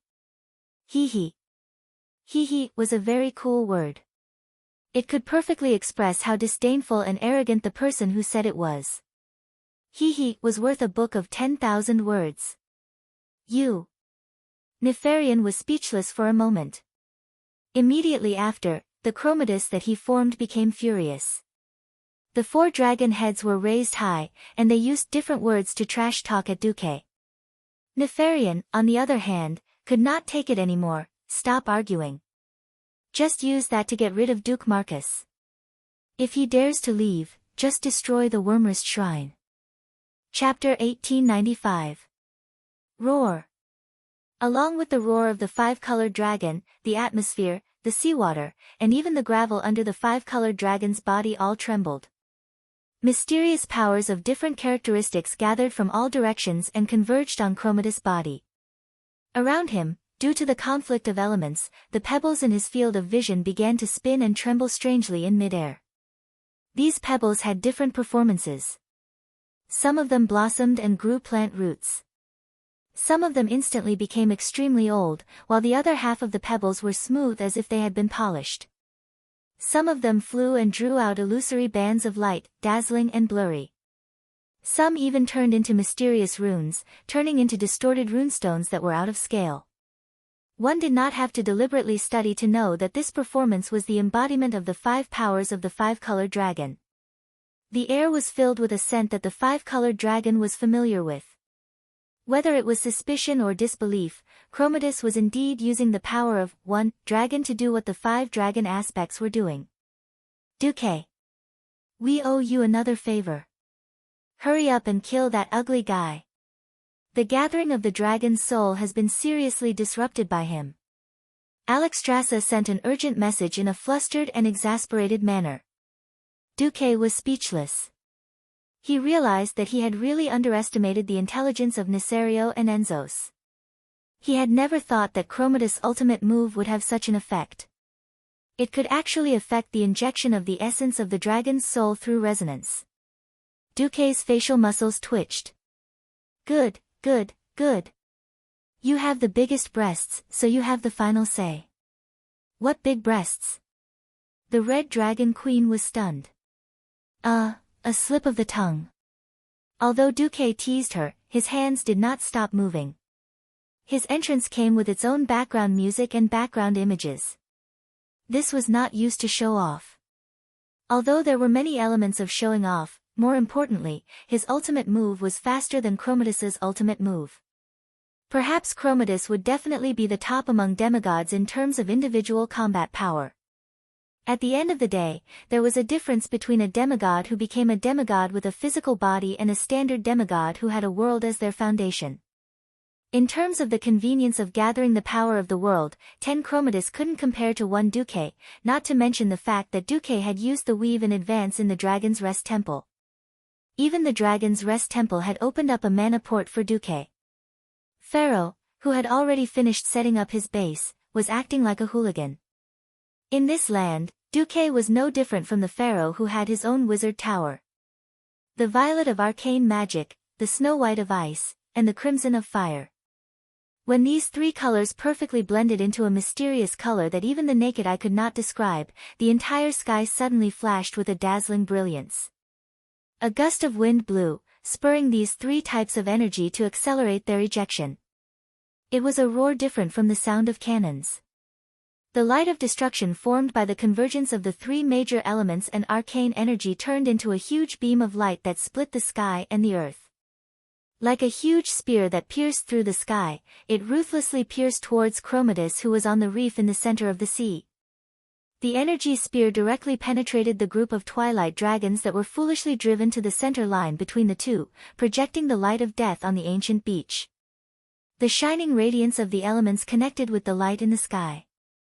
Even from 100 miles away, one could clearly see the radiance that illuminated the sky and imagine the trembling of the earth there. If Duque was facing an ordinary enemy, then this attack would be enough to send him back to his hometown to play with his eggs. However, that was just a preemptive strike. The supreme biochemical product that could use all the attributes of the Chromatus dragons was not so easy to deal with.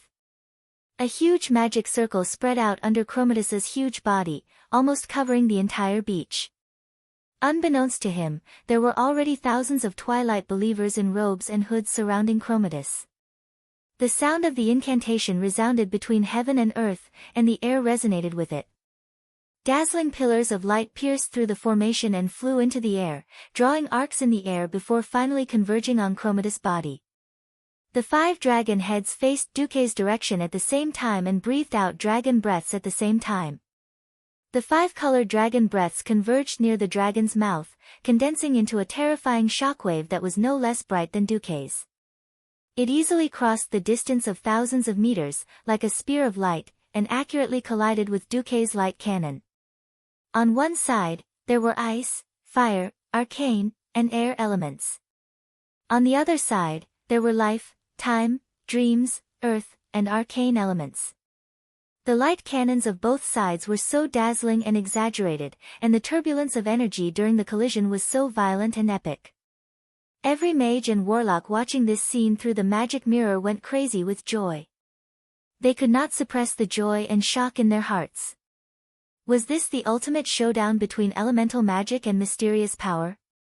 Was this the power of Duque, who was at the top of the throne of magic, and the pentashade dragon, who was at the peak of biochemical modification? Perhaps, even after 10,000 years, they might not have the chance to witness such a breathtaking battle again. They marveled at Duque's astounding control, and also marveled at the earth-shattering power of the 5-colored dragons. In this short but intense confrontation, Duque ran into trouble. "Master! The weave can't hold on much longer." Karthika shouted through the spiritual connection. Duque bared his teeth. Once upon a time, the magic net was solid enough as a transit and gathering point for guiding power from the elemental realm. Unfortunately, the weave was Duze's creation. It was incomparable to the elemental realm that had been around for thousands of years.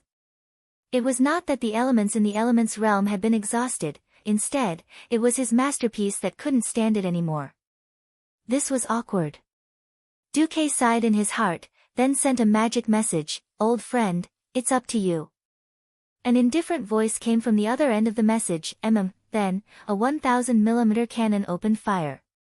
It was not a tungsten core armor-piercing shell, but a human cannon. It blasted out a fellow dressed in heavy black armor, dressed like a death knight. None of the members of the Destruction Army took this missile seriously. The cannonballs of the Alliance were indeed powerful and could turn many Twilight dragons into dogs. However, this was limited to adult dragons that were below the level of ancient dragons.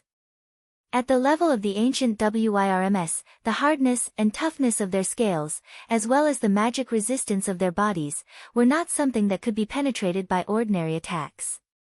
Unexpectedly, the cannon did not explode after landing. It only smashed out a huge crater. No one cared. A voice that seemed to come from the depths of hell sounded from the bottom of the crater. "Life is life. Death is death. You are a monster that transcends the boundaries of the living and the dead. Your existence has always been a mistake. In the name of the holy light, no, in the name of the king of the dead, I order you to return to nothingness." Chapter 1896. If he had the time, Duque would not mind sparring with a strong enemy like Chromatus. Unfortunately, Duque did not have the time, because when Chromatus appeared, wings of death on the first floor of the Wormrest Shrine went into action. His huge size gave him a great advantage in hand-to-hand combat. Moreover, he was a dragon of death, and other than soul attacks that involved the origin, no matter where he was attacked, it would not be fatal. If he was just an empty shell, the Guardians would not mind tearing him apart like scrap metal. Unfortunately, the powerful regenerative ability kept repairing his body. Although every powerhouse knew that such a high-speed regenerative body could not last for too long, no one could do anything to him before that long time was completely over. Wings of Death went on a rampage on the first floor. After he saw an opportunity, he sent the Bear brothers Yusak and User flying, and did whatever he wanted. The first person Nesario went after was Cenarius. There were only 2 strong healers in the allied army. Freya was a 10-story tall giant, and Cenarius was the weakest. In front of a 200-meter-long dragon tail, his 4 legs were short legs. With a sweep, Cenarius' 3 legs were directly broken, and he became a noob. He did not die, but he lost the ability to move for a while. Archavon desperately blocked Wings of Death's next attack, and Goldrin rushed over, bit Noob's butt, and dragged him to the side hall of the shrine. At least there was a protective spell formation there, and it could last longer. It was common sense to kill the healer first in a group fight, and Wings of Death used this trick to the fullest. After knocking Turawan away with his claws, Wings of Death decisively gave Freya a dragon wing slap, and half of the female guardian's face was crooked. He did not linger at all, and took Torim's lightning strike head-on, and rushed to the second floor of the Wormrest Shrine. The space on the second floor was not as big as the first floor, and it was only about half the space. This was better for Wings of Death's size. The space was too small, and his huge body could not move. The space was too big, and those annoying flies had a place to hide. Once on the second floor, the smaller god of the wilderness did not dare to go up. Otherwise, what about the divine meat sauce? It was precisely the Guardian's request for help that made Duque have no choice but to act shamelessly. The one who tricked Chromatus was Uther, the Lich King who should have left history a long time ago but had become the Lich King in this world.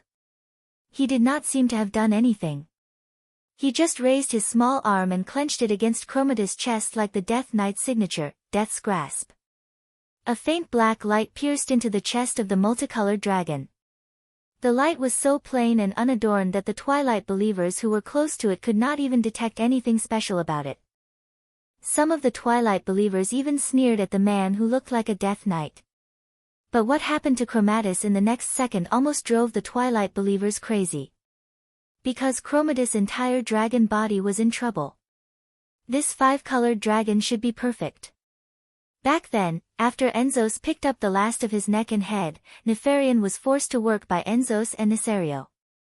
The Black Dragon Prince, who was left with only a nearly annihilated soul and a dragon's neck and head, did not have the heart to die at all. With the greatest enthusiasm and the most earnest attitude, he at last produced this supreme masterpiece of his, Chromartus, which contained himself.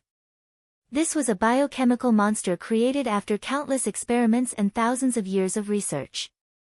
In order to avoid the excessive load caused by the energy conflict and the collapse of the dragon body that Chromatus put together, Nefarian also obtained the method of making the dragon soul from his father and modified a magic circle so that the power of the 5-colored dragon could be fused outside the body and blasted out. This was the perfect form of existence for the 5-colored dragon. As long as the output power of the 5 dragon heads was controlled and the power of the dragon breath was uniform, there would be no problem. In theory, this was true. But Nefarian would never have thought that there was a Lich King in this world who specialized in dealing with the dead, and he was in the Alliance. Back then, after Arthas killed the blue dragon Sapphiron, he turned him into a frost dragon under his control. He also controlled many dragons of death, including the queen of the blue dragon Syndagosa. This showed the Lich King's control over the dead. As a paladin with the strongest willpower, Uther did not surrender even when he was absorbed by Frostmourne. In a sense, in this world where spiritual power was power, Uther's upper limit as a Lich King was likely to be higher than Arthas's. This was something that could not be known at this stage. But with him making a move, Nefarian immediately felt that something was wrong. Originally, through the stitching of the dragon bodies and the soul fusion, the souls of the 5 dragons were combined into one, and their thoughts were synchronized. Who knew that at this critical moment of the ultimate move, it would suddenly collapse again? Nefarian instinctively wanted to use his own willpower to fight against the huge spiritual pressure. He failed. Just like a sub-dragon at the lower end of the food chain, a pure-blooded dragon at the top of the food chain had a natural fear. He could not resist the pressure from the mysterious man at all. This man was his king. He ruled his body and his soul. Every word of this man fell into his mind like an imperial edict that could not be resisted. Maybe when he had stronger soul power, he could fight against this mysterious king of the dead. Maybe his father could do it. But not him, Nefarian. Oh, no. Nefarian let out a final scream. Chromatis's soul collapsed, and naturally, the light cannon released by the five-colored dragon could not be maintained. The bystanders only saw that Dumuk's gorgeous ultimate move finally overturned Chromatis's five-colored cannon. But no one could see the role that Lich King Uther played in this. Actually, Duque did not mind letting Uther make a grand entrance and clear his name. But Uther was firmly against it. Dumuk could only be thick-skinned and keep the achievement of killing the five-colored dragon with one strike. Everyone watched in shock as the elemental light beam pierced through the black dragon's head and finally entered the huge body that was mixed with 5 different colors. The other 4 heads howled in pain and raised their necks. Their entire bodies stood up from the wet rocks on the ancient beach and fell backward. Chapter 1897. The scene was very chaotic, and it was a mess everywhere. In the airspace and ground surrounding the Dragon's Sleep Temple and the ancient beach, the main battlefield was naturally Duque versus Chromatis. There was chaos all around. On this side, there were the pentashade dragons of the Dragon's Sleep Temple, as well as the dragon men and draconians. There were also various dinosaurs and drakes, as well as the long-range bombardment from the Alliance's flying battleships. In the sea, there were also many Naga and Murloc troops who risked being sucked into the Great Whirlpool. On the other side, there were mainly Twilight dragons and Twilight believers riding Twilight dragons. On the ground, there were a large number of earth elemental creatures, biochemical bone dragons, and various mutant monsters. They fought in the sky, on the ground, and in the sea.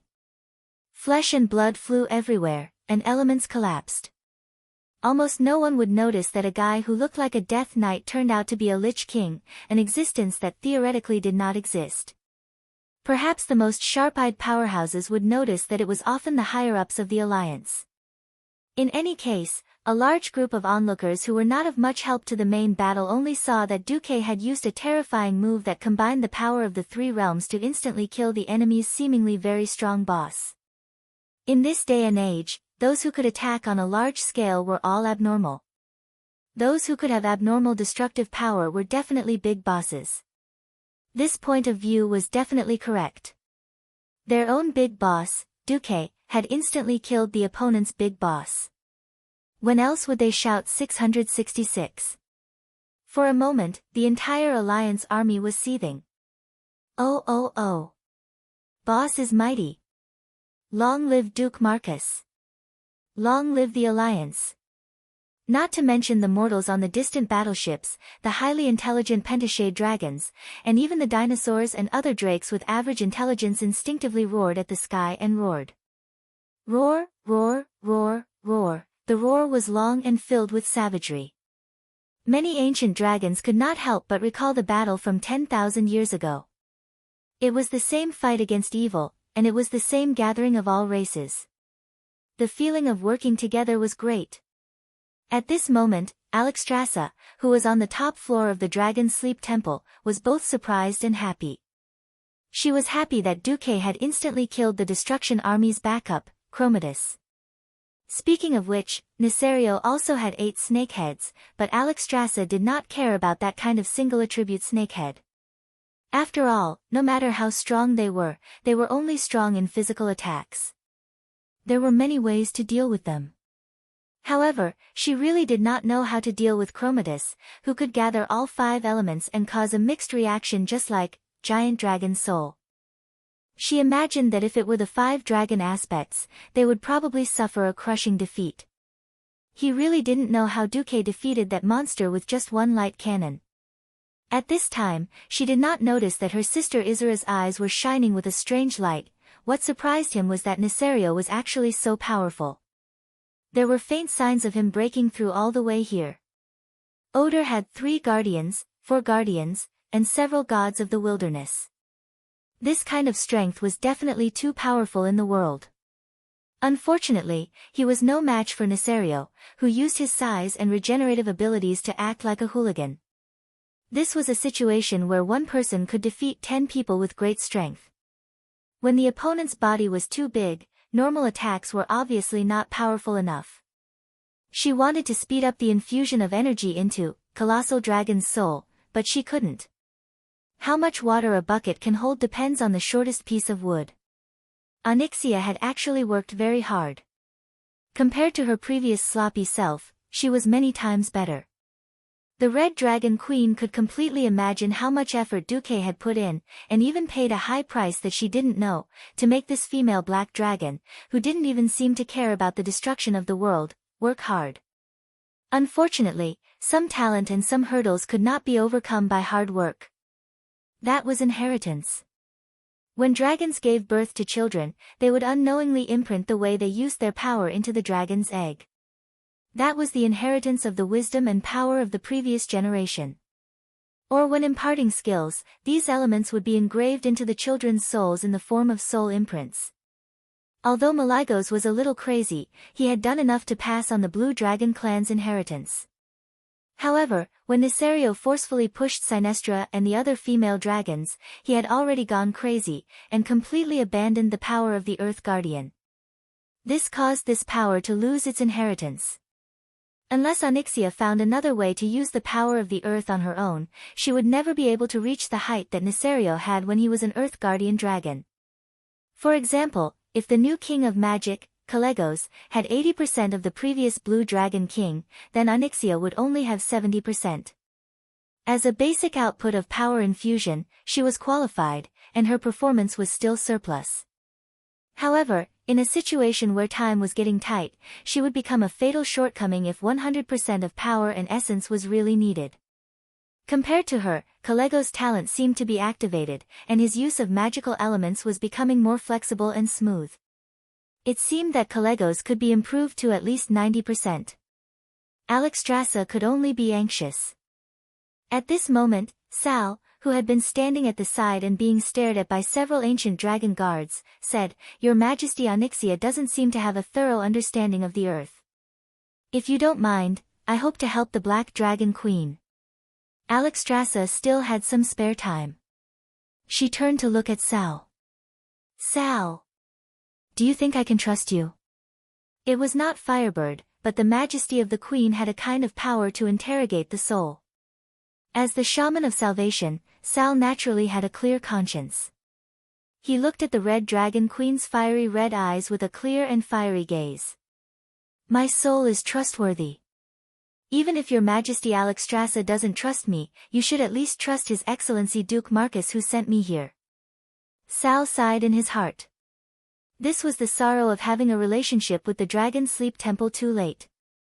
Back then, the Dragon Maw clan's enslavement of the Red Dragon Queen and even the Red Dragon Army made it difficult for the tribe to have a good relationship with the Red Dragon clan. It could be said that finding a starting point was too slow. Sal had no choice but to use Duque's name. At least Duque had asked Sal to send the soul of the dragon over. Arranging for him to send such an important thing proved that Duque trusted him. Unexpectedly, Onyxia also chimed in. "Duke said that you can trust Thrall, but don't trust the tribe so easily." Sal bared his teeth on the spot. He wanted to refute, but he found that what Duque said made sense. Even he himself felt that his moral integrity was above the credibility of the entire tribe. Look at that bastard Gurus, he destroyed all the terms of cooperation with the Alliance and started a war everywhere like crazy. Sal sighed. "All right. You help." Alexstrasza finally agreed.